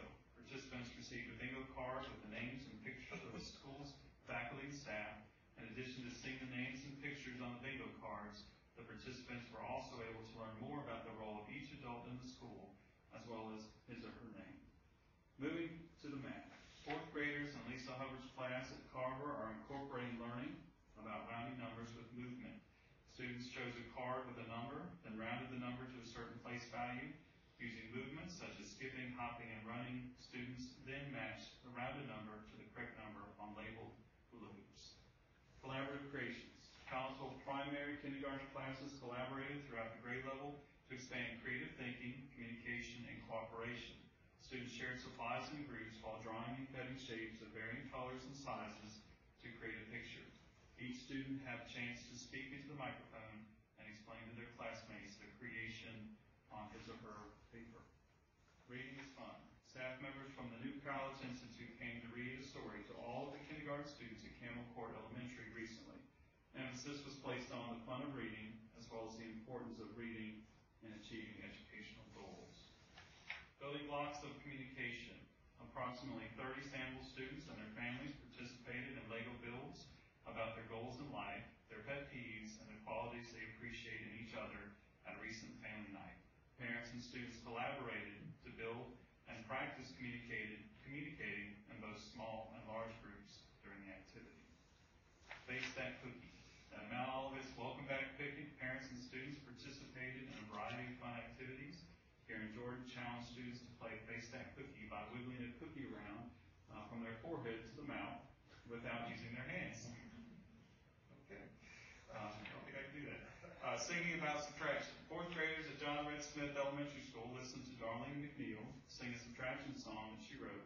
The words of the song explained the clue words for students to look for when determining whether they should add or subtract in word problems. Digging in. Students at Axton Elementary began planting their fall crops this month. Mrs. Dixon's and Mrs. Easley's second grade classes planted broccoli and kale. Other fall plants in the garden include lettuce, spinach, cabbage, and collards. All students had the opportunity to enjoy some of the last of the summer season harvest by trying fresh chives that they served in the lunch line with mashed potatoes. We all live downstream. Students in Mrs. Eaton's science class at Drew Mason investigated the importance of Virginia's natural resources in an outdoor field experience recently. At the school's watershed, students identified points of erosion and various pollutants. Constitution Day speed dating. I know that gets your interest there. Bassett High School students in Marie Davis's government class researched and shared information on each of the signers of the Constitution through Constitution speed dating. Each student shared information on one signer with other members of the class and the speed dating quick get-to-know-you format. Benchmark bookmarks. Laurel Park Middle School students and Selena Harrison's class created picture bookmarks of themselves so that students not only watch their reading and comprehension skills grow, but they can also see how much they physically changed during the school year. And lastly, Purposeful Partnership. Henry County Public School students from the Piedmont Governor's School recently visited third grade classes to present a book they created to specifically target Science SOL 3.10, Human Influences Can Affect the Survival of Species. The book, Just One Wrapper, tells a boy's journey in learning the effects of littering on the environment. Each third grader received a copy of the book and a litter bag so that they too can change the world one wrapper at a time. This project was made possible through a partnership with Altrusa International. And while it's not in our presentation, I did want to share with the board, I hope you did receive the staff newsletter we sent out recently, our very first Starfish Award winners, which I was really excited to deliver this week. Cynthia Jones from Finance, Sherry Haley and Sarah Beth Morris in the preschool program at Carver, Charmaine Martin from Payroll, and Mary Lou Wood from Finance are the first recipients of the Superintendent Starfish Award, which we're going to do every quarter. And these are staff members that really exemplify what we're all about in Henry County, how we're making a difference one person at a time. So I was really excited to share that when I went around to those work sites this week. Any questions about the report this week? Okay, I have a couple other items I need to share with the board. We do have the budget priorities that were shared with you that we loaded. What we do with our budget priorities is we align them to our strategic plan because as we've discussed in the past, our strategic plan really needs to be the guiding force for planning and budgeting as well. So what you'll notice in those priorities that are listed there, you'll see that they are linked to the different goals in our strategic plan. Under high quality instruction, we certainly want to continue to evaluate our instructional initiatives to make sure that funding is aligned.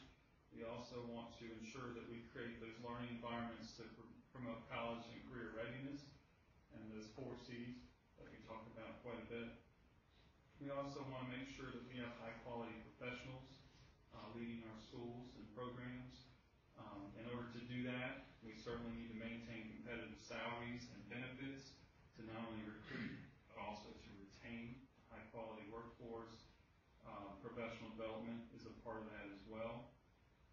Under Goal 3, safe and orderly environment, we continue to strive to provide that safe and orderly environment for students and staff, and we certainly want to address capital needs that we just talked about to create those efficient learning environments, but we also want environments that are supportive of student learning. When we're talking about 21st century learning, we need to have 21st century schools and classrooms. And obviously, we want to continue to support our investment in innovative and cutting-edge technology, and that requires investment in the technology infrastructure to support this. And last but not least, family and community engagement that we've been really working on over the past few years. We want to make sure we provide our families and community with access to the tools they need to engage in supporting the students in Green County. So these are priorities that we have identified. They're similar to the priorities we've used in the past with some minor tweaks. If you remember, we had 6 goals in our strategic plan. Now we have 5. And we did our reboot recently, which we talked about at the retreat. But really, Mr. Chairman, what I would like is any feedback from the board or any suggestions or concerns at this time in the process, because we're still finalizing these priorities as we move forward. Questions for Dr. Conley or comments about these priorities? I think I understand those comments about capital outlay is very pertinent to where this division needs to be going in the next few years. I don't know how we get that point across, but I think we need to constantly keep reinforcing it, maybe in our budget request or some way. Yeah, because if you have a set amount each year that you can plan, unfortunately what we're dealing with is what we like to do. Let's see what we have. And then of course we're in a situation where we try to have carry forward to address those capital needs, because if we don't, then we won't be able to address anything. Okay, I would like for us to try to include in our budget preparation request for funds to start implementing the case study that we did last year. I think that is a key issue in retaining good teachers and other administrators. I'd like us to try to get started working on that. Yes, you read my mind. We are actually working on that, Mr. Milner. We're going through those recommendations, and then we're going to be making recommendations to the board, and that's going to be a part of our budget process, because we have to consider that as a part of the budget process. I think the whole board agrees that there are a couple of inequities in the salary schedule, and I think that's one of our main priorities is to get that so it's fair for everybody. Other comments or questions from the superintendent's report? I had one more. Oh, go ahead. The only other item that I had that I wanted to make sure the board, I wanted to do a quick check with the board. We do have professional development day scheduled for November 4th. And what I have learned, we approved the calendar last year, that we haven't done a very good job of communicating plans for November 4th. And just to give you some history, it used to be that the day before Election Day was the parent-teacher conference day, where the teachers worked until 7 p.m.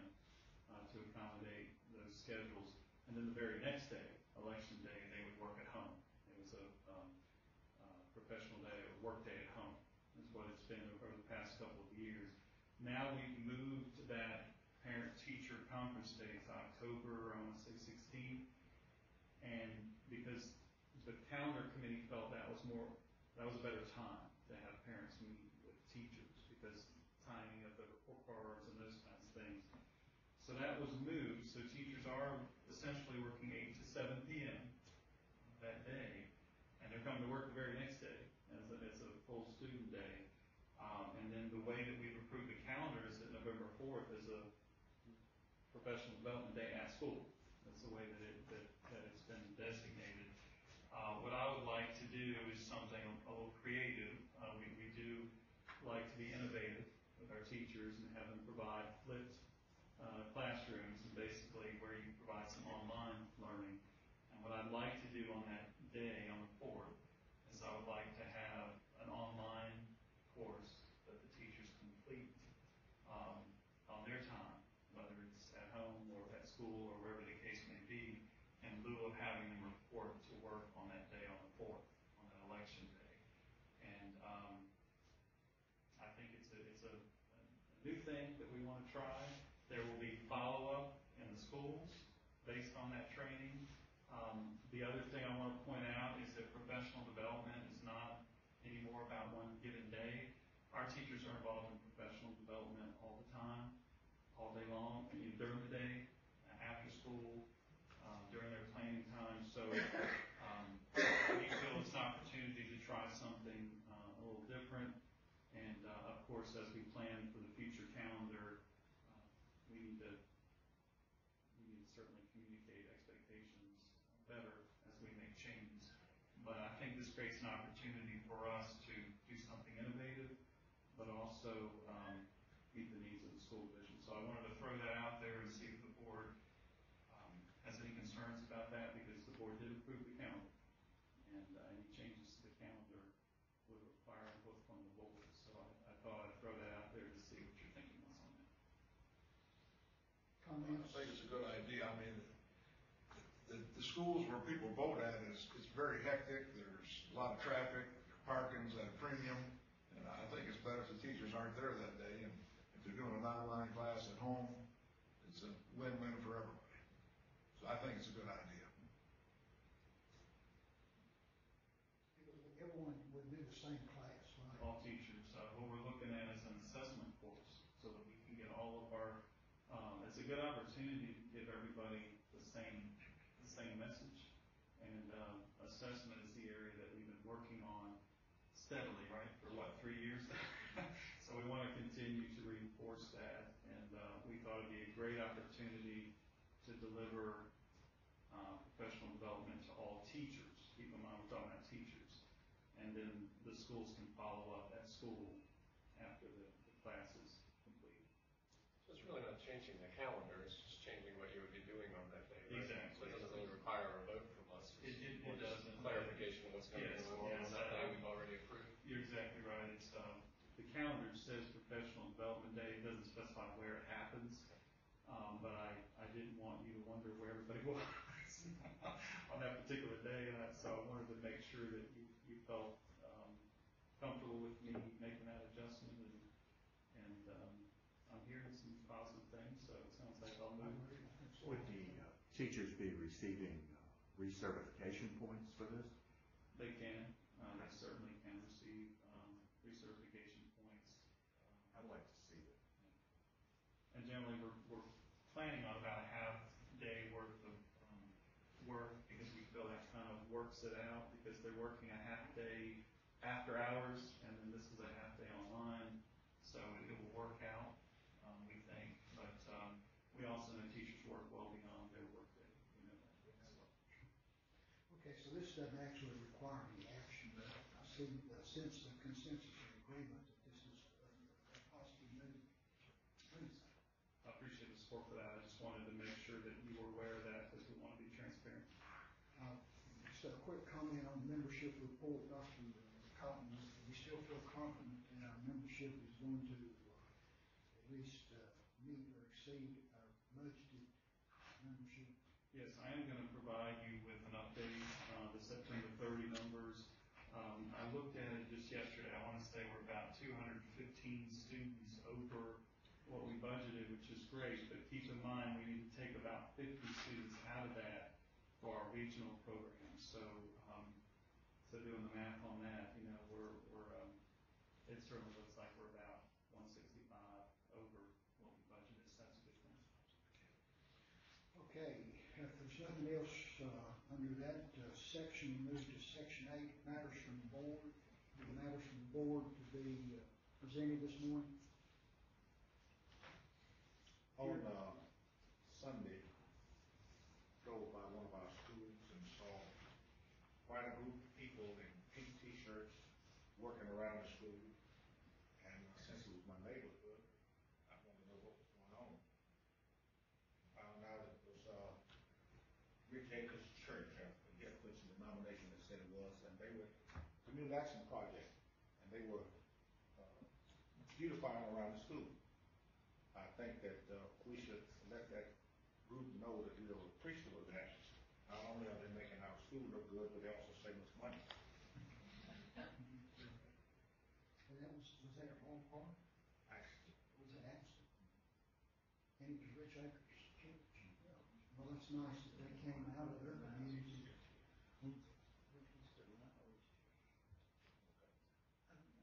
Okay.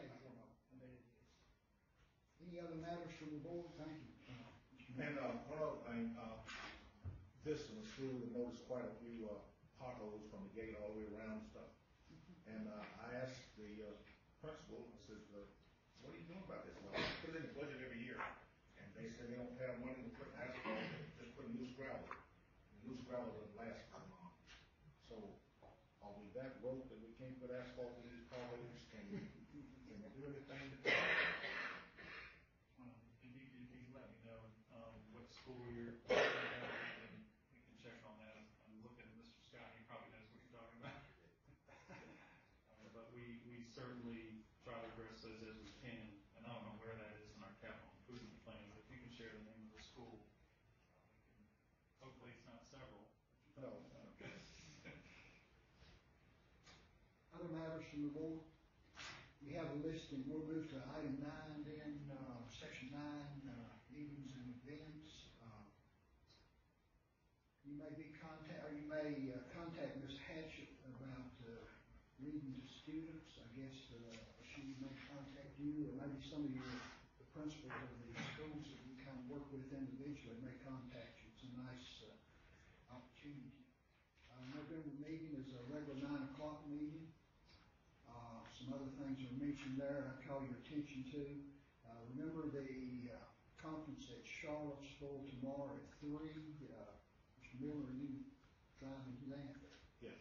And I do want to ride with you. I plan to go to that too. Anyone else? Encourage all of you who may be able to attend the annual conference in Williamsburg in November. That's listed on there also.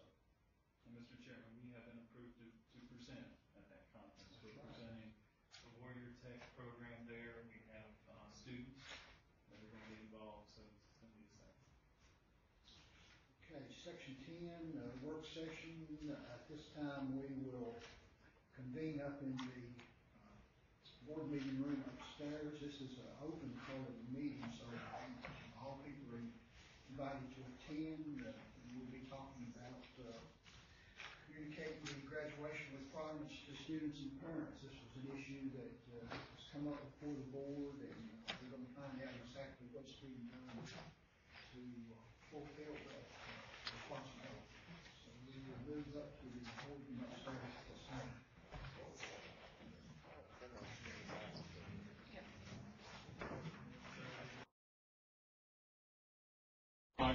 Graduation. So I've asked Mrs. Strayer to provide the presentation. We do have our high school principals here. We have a guidance director from one of our high schools to join us as well to answer any questions that board members have. But it's really just the time to tell you what we're doing and for you to ask questions. So Mrs. Strayer, I'll pass it to you. Well, basically, that's it. Today we're going to communicate to you how we communicate to parents, families, and students graduation requirements. Of course, Ms. Black, Ms. Cecil, Ms. McGibbs, and Ms. Durham are going to help with the presentation, and so we do have a time for questions at the end, but if you feel the need while a certain slide is up to ask questions, feel free to ask. Hi, I'm going to start. This is our program of studies. We'll be using this today. I'm sure you've seen it. That way on the right.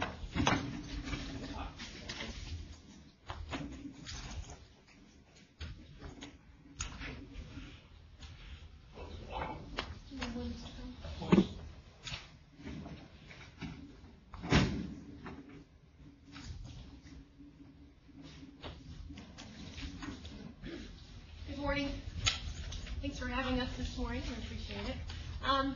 As Ms. Strayer mentioned, we are talking about this morning how we communicate to parents about graduation requirements and what we do in our counties to communicate that. It actually starts prior to high school. You think of graduation, think high school, but we don't wait until high school to communicate that. So we actually start in 7th grade on developing what's called an academic and career plan.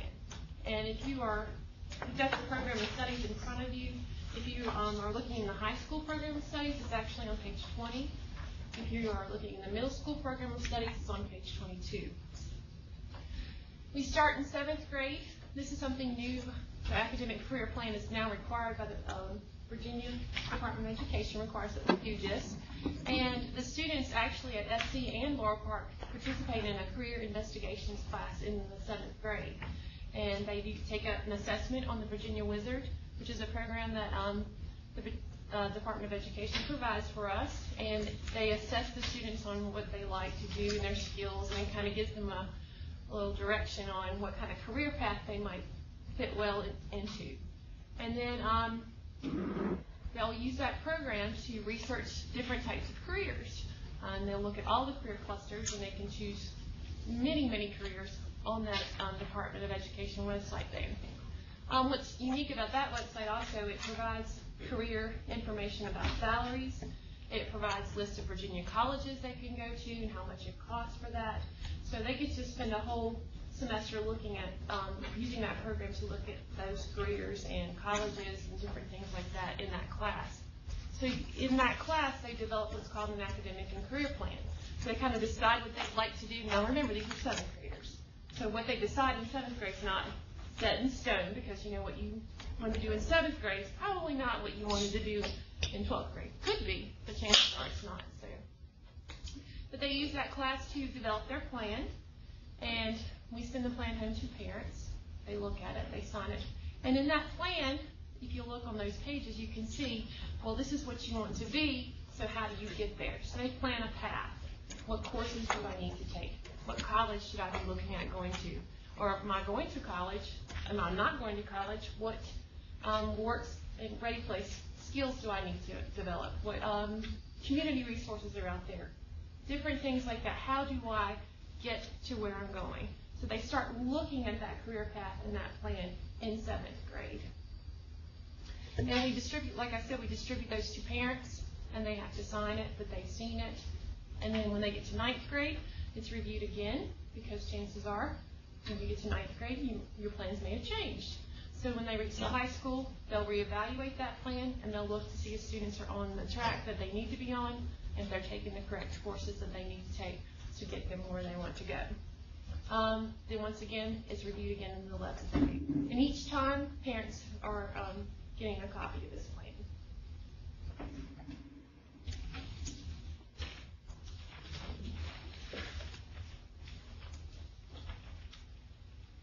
Good morning. Informing students and parents about graduation requirements is a progressive process. And one of the great times to do that is at registration. That's when we have folks who are really interested in what they're going to do. That transition from middle school to high school is a great opportunity. We have increased interest in that. And when a student is moving from grade 10 to 11, 11 to 12, they're always very excited about it. So we use the registration time when we've got a captive audience who's interested to really inform them of a lot of information about graduation requirements.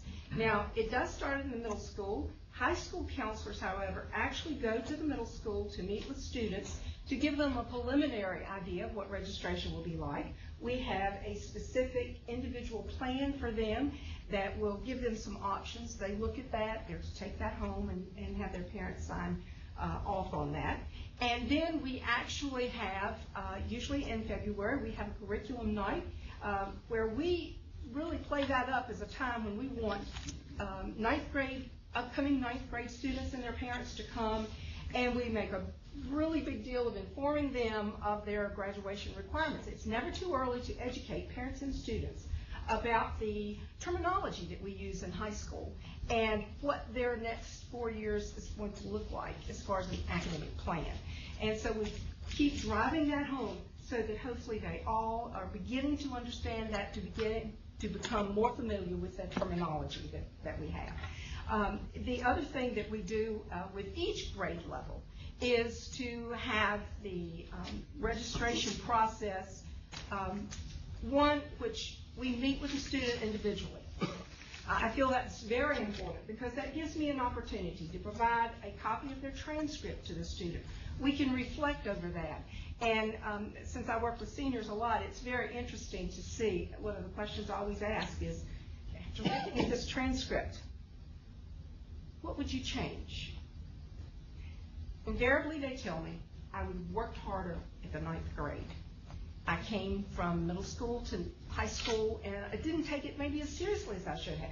So this gives me an opportunity to talk with them one-on-one about what their past work has been and what they still need to do to meet their graduation requirements. So at each grade level, we have a plan in place to provide that information to students, to have that one-on-one meeting with the student, and to show them what their progress would be for either the, hopefully we have our 9th graders coming in, everyone is on the plan to earn advanced studies diploma because we think our students are very capable of doing that.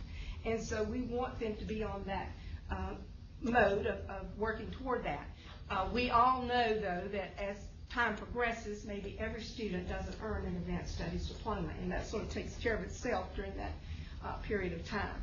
But that gives us a great opportunity to inform the student, and through other methods that we have, every meeting that we have, everything that we do, we are emphasizing what the graduation requirements are and the time limits that you have in order to do that you meet those by graduation day. Another thing that we do is, obviously we mail home the program of studies, but we mail home a letter to parents to just alert them.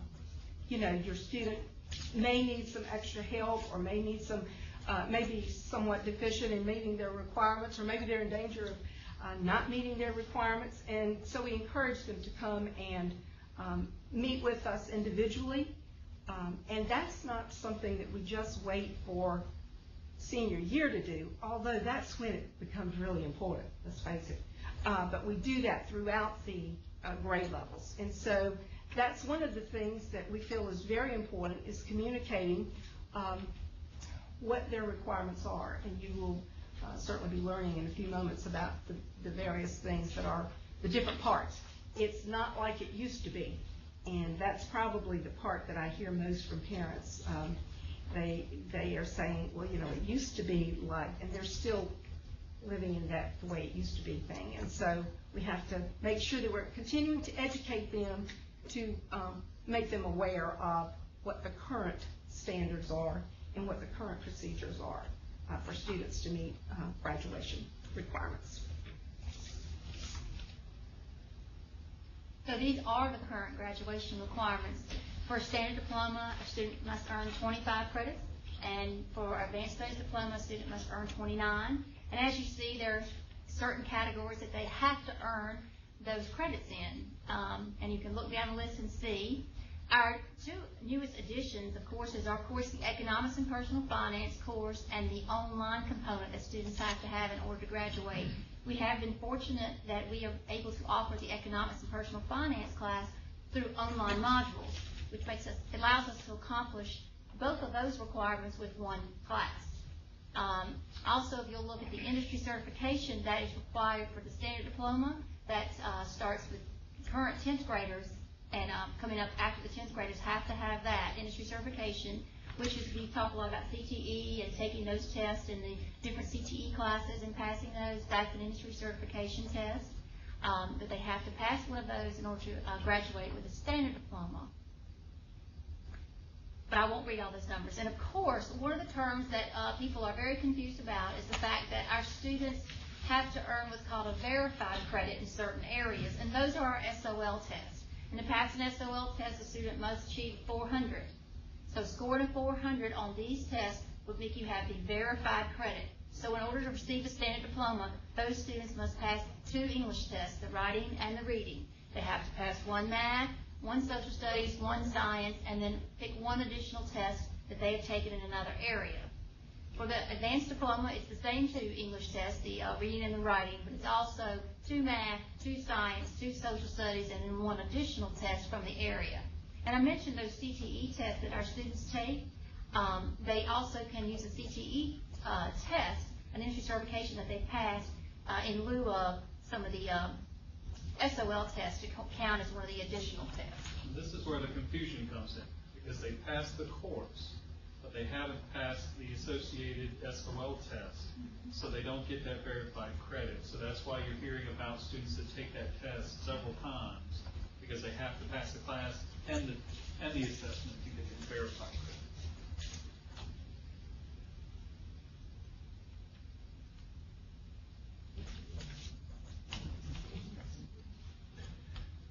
Morning. We're very fortunate on the parent-student portal. When I got here, I found out a lot of our students at Bassett High School, the first thing they get from a parent is their access to the portal. So we have asked Dr. Cotton and Mr. Finney and Strayer if we could pilot this year. Our seniors have access to go onto the portal, and they do it religiously. That is their way of knowing exactly what they're missing, what their grade is, and then hopefully that is going to make a major difference in their academic performance. And hopefully it's going to trickle down and we can have all grade levels maybe by next year would be my goal to do that. Project reports, we send those out. We're on 6-week blocks at the high school level. We send project reports out at a 3-week period. Report cards go out. We ask our teachers anything less than a C average, we give a comment on there like why this is happening. And then this way we can kind of go to some forms here. We have some individual checklists that we put together. We're doing, by pulling up, we're doing something a little different this year than previous. And our counselors, have alphabet counselors, so our counselors are responsible for 9th through 12th grades, which is, we talk about the 4 C's, and probably the biggest thing I've learned about the 4 C's is not just for students and teachers, it's for administrators. So we're collaborating. They have to collaborate because we don't want one counselor saying to a 9th grader something different than a 10th grader. It's nothing worse than, we have a philosophy that no matter what happens at our school, it continues. Whether I'm there or whoever's there, we're talking the same language. Some of the checklists, the first one there is the dropout, the diploma checklist at the very top. We'll do that one first. This one? We just started this summer. We did it by hand. Every student in our school has a checklist. Scroll down there to get to the top of that. This is going to be electronically, and by December we'll have a checklist. Did this. Daggone, the counselors are outdoing me. I gave them a guideline to go by that we did by hand, and Miss Ellis, our department chair, did a tremendous job. If you look on here, our colors are blue and orange, so if you see orange on there, that means a kid has passed that course. All of the requirements, as Ms. Stray was saying, the 25 credits for the standard diploma, the 29 credits for advanced diploma, they're all on there. So as you see, it says English 9 pre-AP class, kid made an A in the class. It's a drop-down box, each one of those. If you click on the needs English 12 you'll see an arrow there in that right-hand corner of that box on English 12 on the left-hand side. There's a drop-down box right there somewhere. There you put the grade in. Below that, on the other side where the English 12 is, you can put the course in there, and it'll go to orange, and he's passed that. So we're color-coding it so we know exactly. And the good thing about this will be 1,166 students, 1,206 students next year will have one of these documents. And so when that parent comes in, whether they come in to speak to any of our counselors, any of our administrators, we can pull this up and show them exactly what they need, what they have. I talked to Ms. Ellis this morning. One thing we want to add to that is we may go in there under the needs English 12. We could type in there. We'll take this particular student, I think is an advanced diploma student. We could put in there maybe blue that these are the 8 courses they're taking this year. So we know that what they're taking, what they've passed. On the right-hand side, standards of learning requirements. You can see the scores there. Kind of scroll down just a little bit. There you go, right there. And you see this particular kid has got all their SOLs. If they failed an SOL, we would put it to the left. We would not put it over in the right-hand side. And the reason behind that is we don't want to make sure there's, we miss anything. We're probably going to color code those numbers as well. Then the last thing, the very bottom of that sheet, you'll see we put some notes in there. Kids in government school, you notice there's not an Algebra 1 SOL because the kid came from a private school. The kid needs AP Literature and AP Government to meet all graduation requirements. So this is a form here that's going to be tremendous for us. All right. This is something, Mr. Gibbs, that every senior can look at and see. I'm sorry? Every senior can look at this and when they meet with their counselor or administrator. They'll be on a Google Doc where we all have access. And the neat thing about that too is accountability.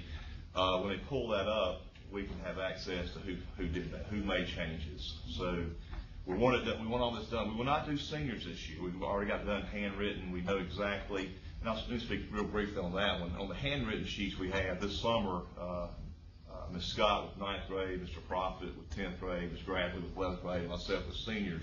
We were responsible for our grade level. So we all did our own handwritten, and then we gave it by alphabet to the counselor, so now they go back and recheck it. So each counselor has checked our seniors. I've checked seniors, and now Ms. Ellis, our department chair, she's checked every senior. So we feel like it's definitely in place. There's another form out. You don't have to look at this later unless you want to. We have a form that's a possibility of issues that we want to have documentation where parents can sign that. Little Johnny has not passed the reading SOL, not passed the writing 10th grade writing test. So we want to have that documentation. We'll meet with those parents and let them know exactly. There's been discussion where parents may not know their child's graduating. It's really hard for me to believe that. They have to not want to not know that. We put out information to these parents. Then it comes to the very end where a parent, 3 days before graduation, and that is the worst part of a building principal is tell a young person, and I told several this summer they would not be graduating. Very proud of them. They did come to summer school. We graduated in summer school. Ms.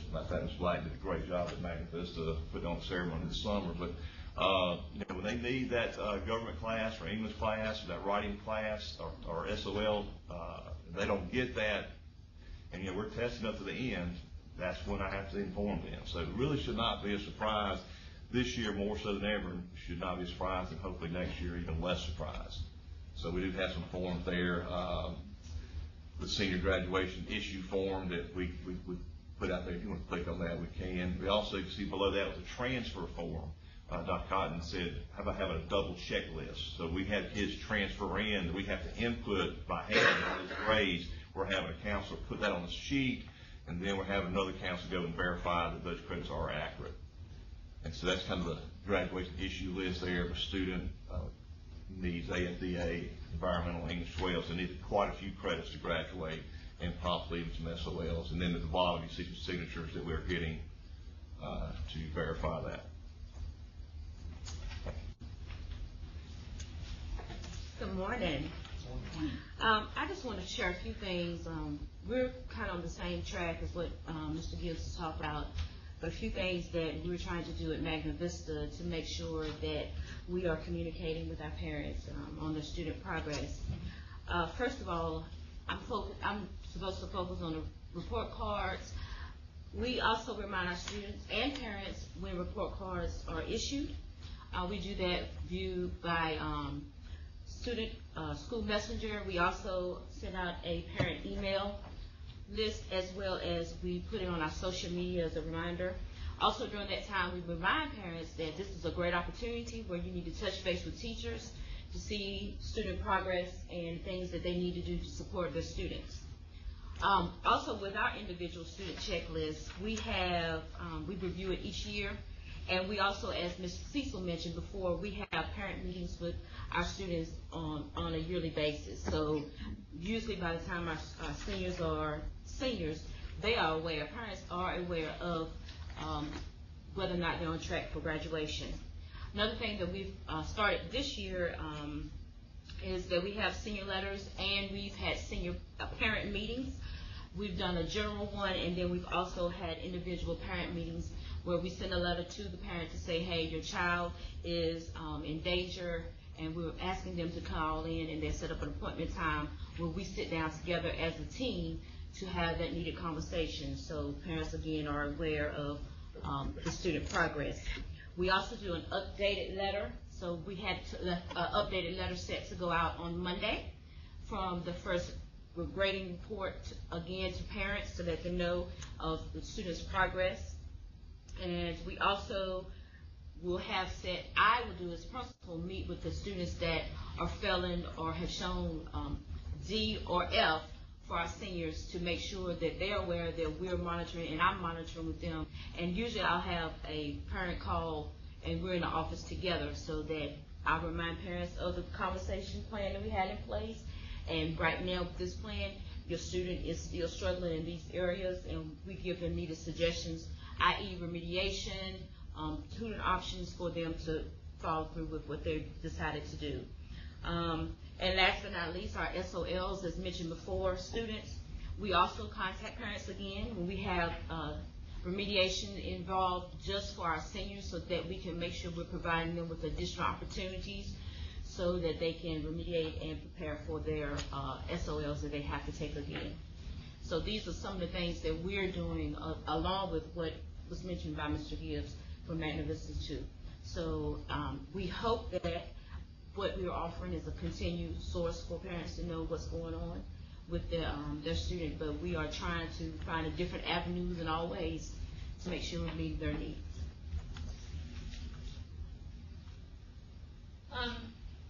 Ms. Black and Mr. Gibbs also, they talked about communication was a big deal, and making sure that parents are aware of where their student is currently performing and the route that they need to go and what they have to do to meet those graduation requirements.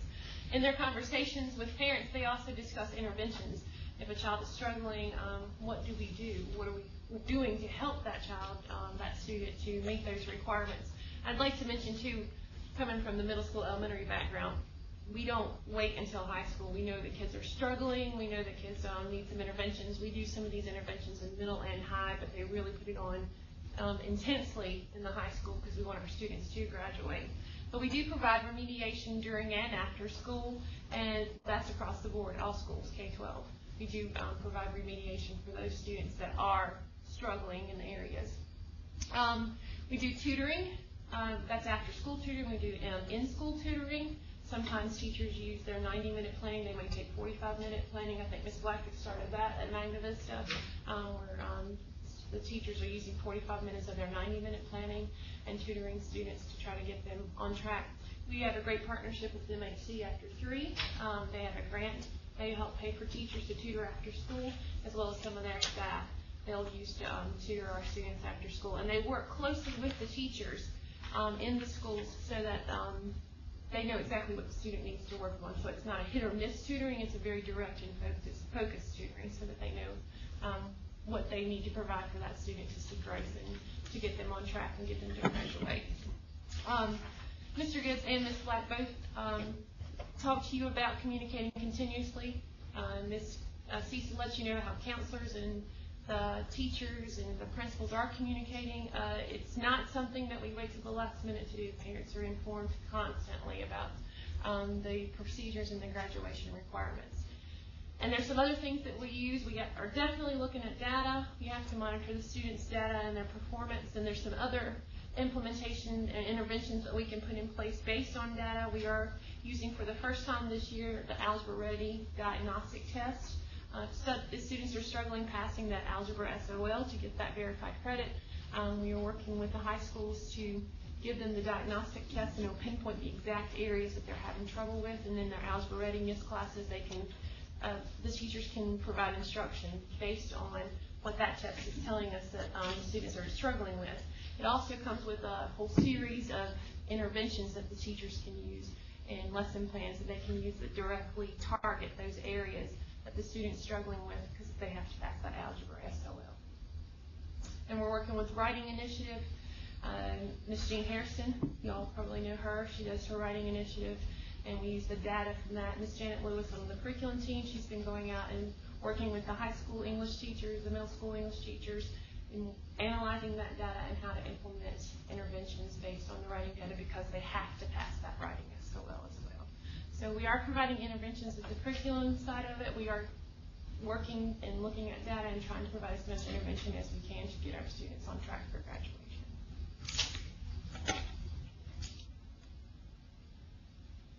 The last part of this presentation, what are our options if a student fails to meet those verified credits?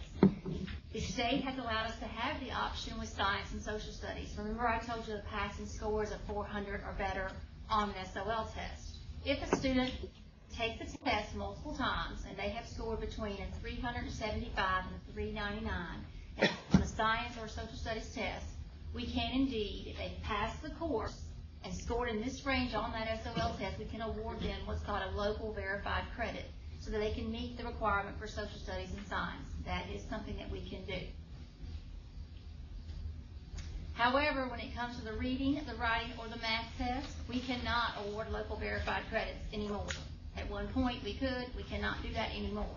So there are tests that a student could take in lieu of passing that SOL test. However, most of these tests that are available are definitely more rigorous.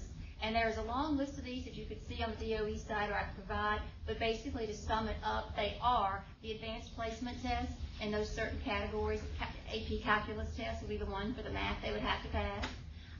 They could take an international baccalaureate test, right, which is those tests, the IB tests, which go along with IB curriculum that we do not offer. There are ACT subtests that could, if students take and scored a certain mark, could use to substitute for those tests, as well as a work keys test. Now, we were able to take a work keys test with the old version of the English SOL test from 2002. But since the test has changed, we can no longer use that work keys test, and we have to use what's called work keys business writing, which is definitely more rigorous. And then, of course, the SAT subtest. Those are the tests that can be used as alternates, and as I said, usually more rigorous if a student does not pass the SOL test for the reading, writing, or a math test. With that being said, we are all here to take questions, so if you have any questions for any of us, we'll be glad to answer. How many seniors did not graduate last year on time in Henry County School System? The number? I actually don't have the numbers in front of me. I know there's the percentage, and I know what Patrice said. It's always a year behind when you're looking at the FAMO. Sorry. Yeah.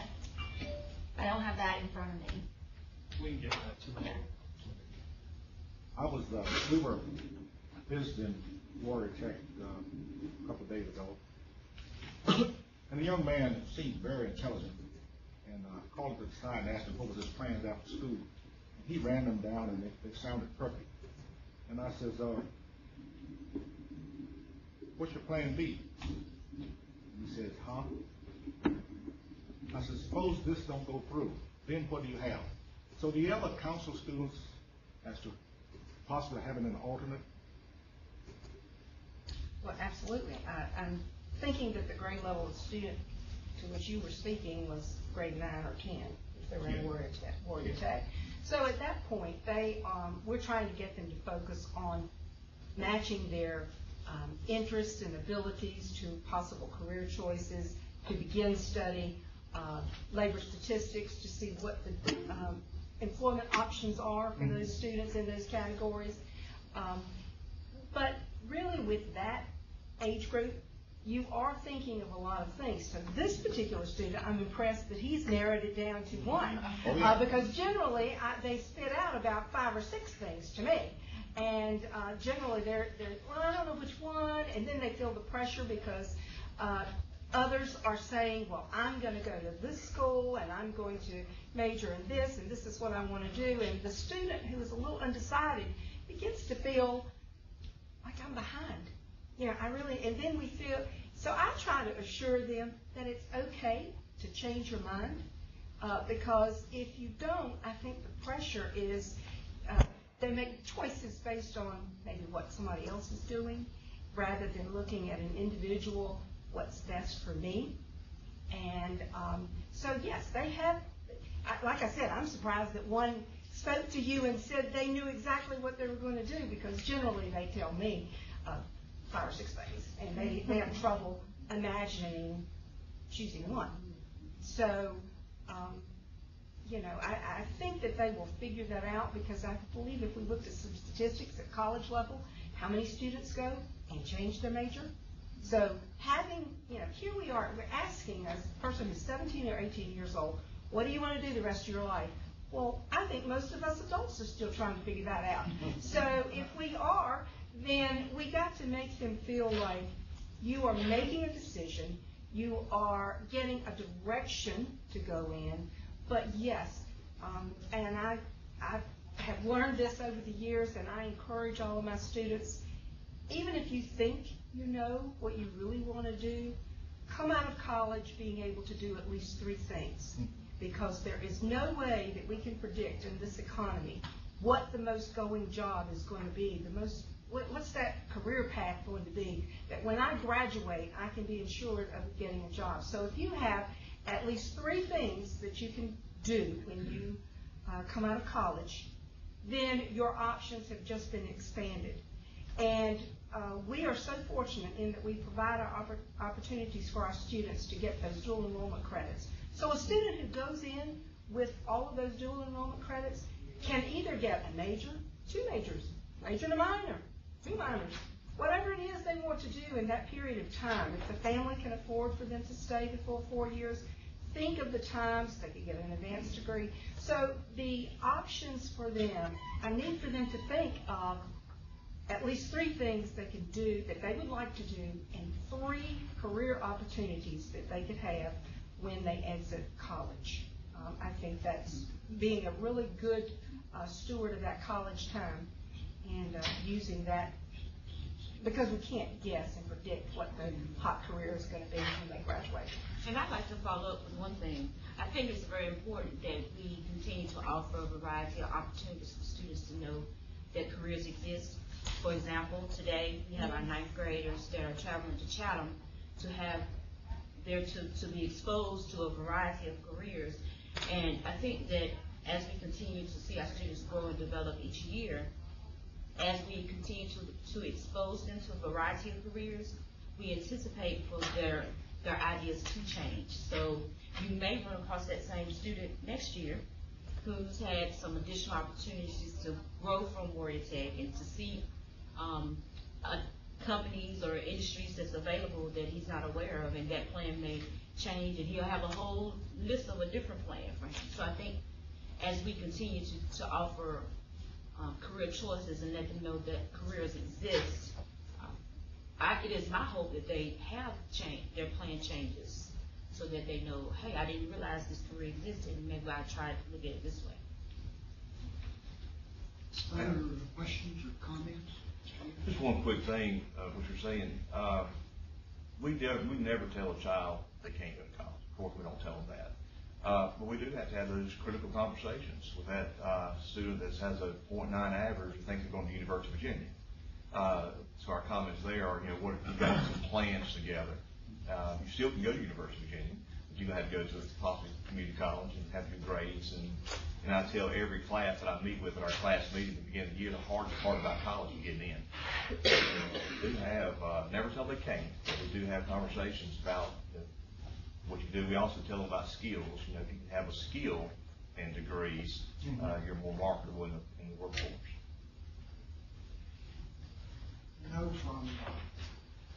When we see all this information that you guys and ladies are obviously doing, counselors, it's hard to imagine that somebody could say, I didn't know I was not going to graduate. But having worked with this myself for a lot of years, it does happen. I know it does. And I think, I sense that y'all have hit on what I think is the key component, and that's the communication. I think the kids, whether they want to, well, I shouldn't say kids, the students, whether they want to admit it or not, probably do know. It's generally the parents that don't know. And communication is vital. It looks like the everyone's attempting to address that. And I think that's what we want to be sure, feel confident that through some way, not only do the students not know, but also the parents are made aware of the situation. It looks like we've got some things going that can address that issue. And sometimes you hear from parents who say their child's not going to participate in graduation, and we follow the line. If they don't meet graduation requirements, if they don't participate in graduation ceremonies, and I'll get a call where a parent will say, we just found out.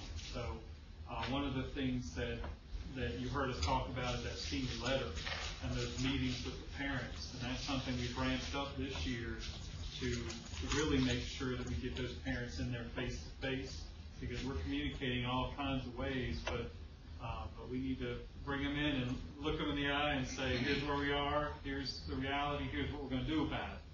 Because you need to have that conversation well before their senior year. But as an extra precaution, we put out senior letters this year. One additional thing I want to throw in there. This is a time frame thing. I can have a student that's on class, and we've just had the assembly where you order graduation announcements.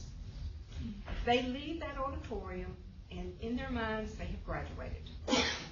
Now, they didn't turn in their orders. They've done all of that. Now, a student can possibly finish term 1 and be right on track. Term 2 is like they take a vacation. And sometimes you have a student who is caught in that, and they do not know, we really don't know until those final grades from second term are in. And so when a parent says, well, I didn't know, all the second term, we are sending them updates of progress and so forth. But sometimes it comes down to that last minute. And those are the really hard conversations. I use in all of my presentations with students and parents, I use the saying, it ain't over until it's over. And I go, it is not over until May, fill in the date of graduation. Because everything can be impacted from there, from that point until then. There's so many things that can get a student to lose focus. They think they've graduated and they're ready to go, when really it ain't over till it's over. I think you had one, remember this was added at the last minute last year. It's a last minute thing because, it was added like, to the graduation list, not. Right. But it is certainly, it can come down to that last minute, and those are painful. Yes, they are very painful. And I think they call you because you are the policymakers. The issues now. You would believe, because we've been knowing each other for a while, but you do get that call, yes, you do. And they will swear that no one told me until yesterday. You are the policymakers, and so it's sort of like if they don't get the answer they need, and it is, I'm not making light of that, it's a very difficult conversation to have with the parent. Okay, well, thank you, ladies and gentlemen, for coming in and providing this information. I think we can feel confident that you're doing everything that possibly can. And just remember the term communication. I think that's the key. Thank you again. Thank you all.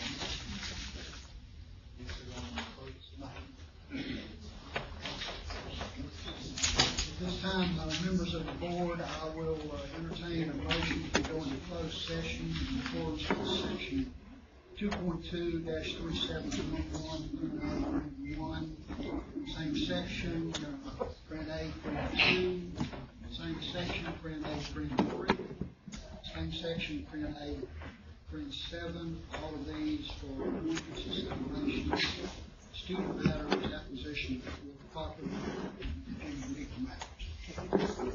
Is there a motion to adjourn to? No move. Second. Second. Those in favor of this motion signify by raising your right hand. Pardon?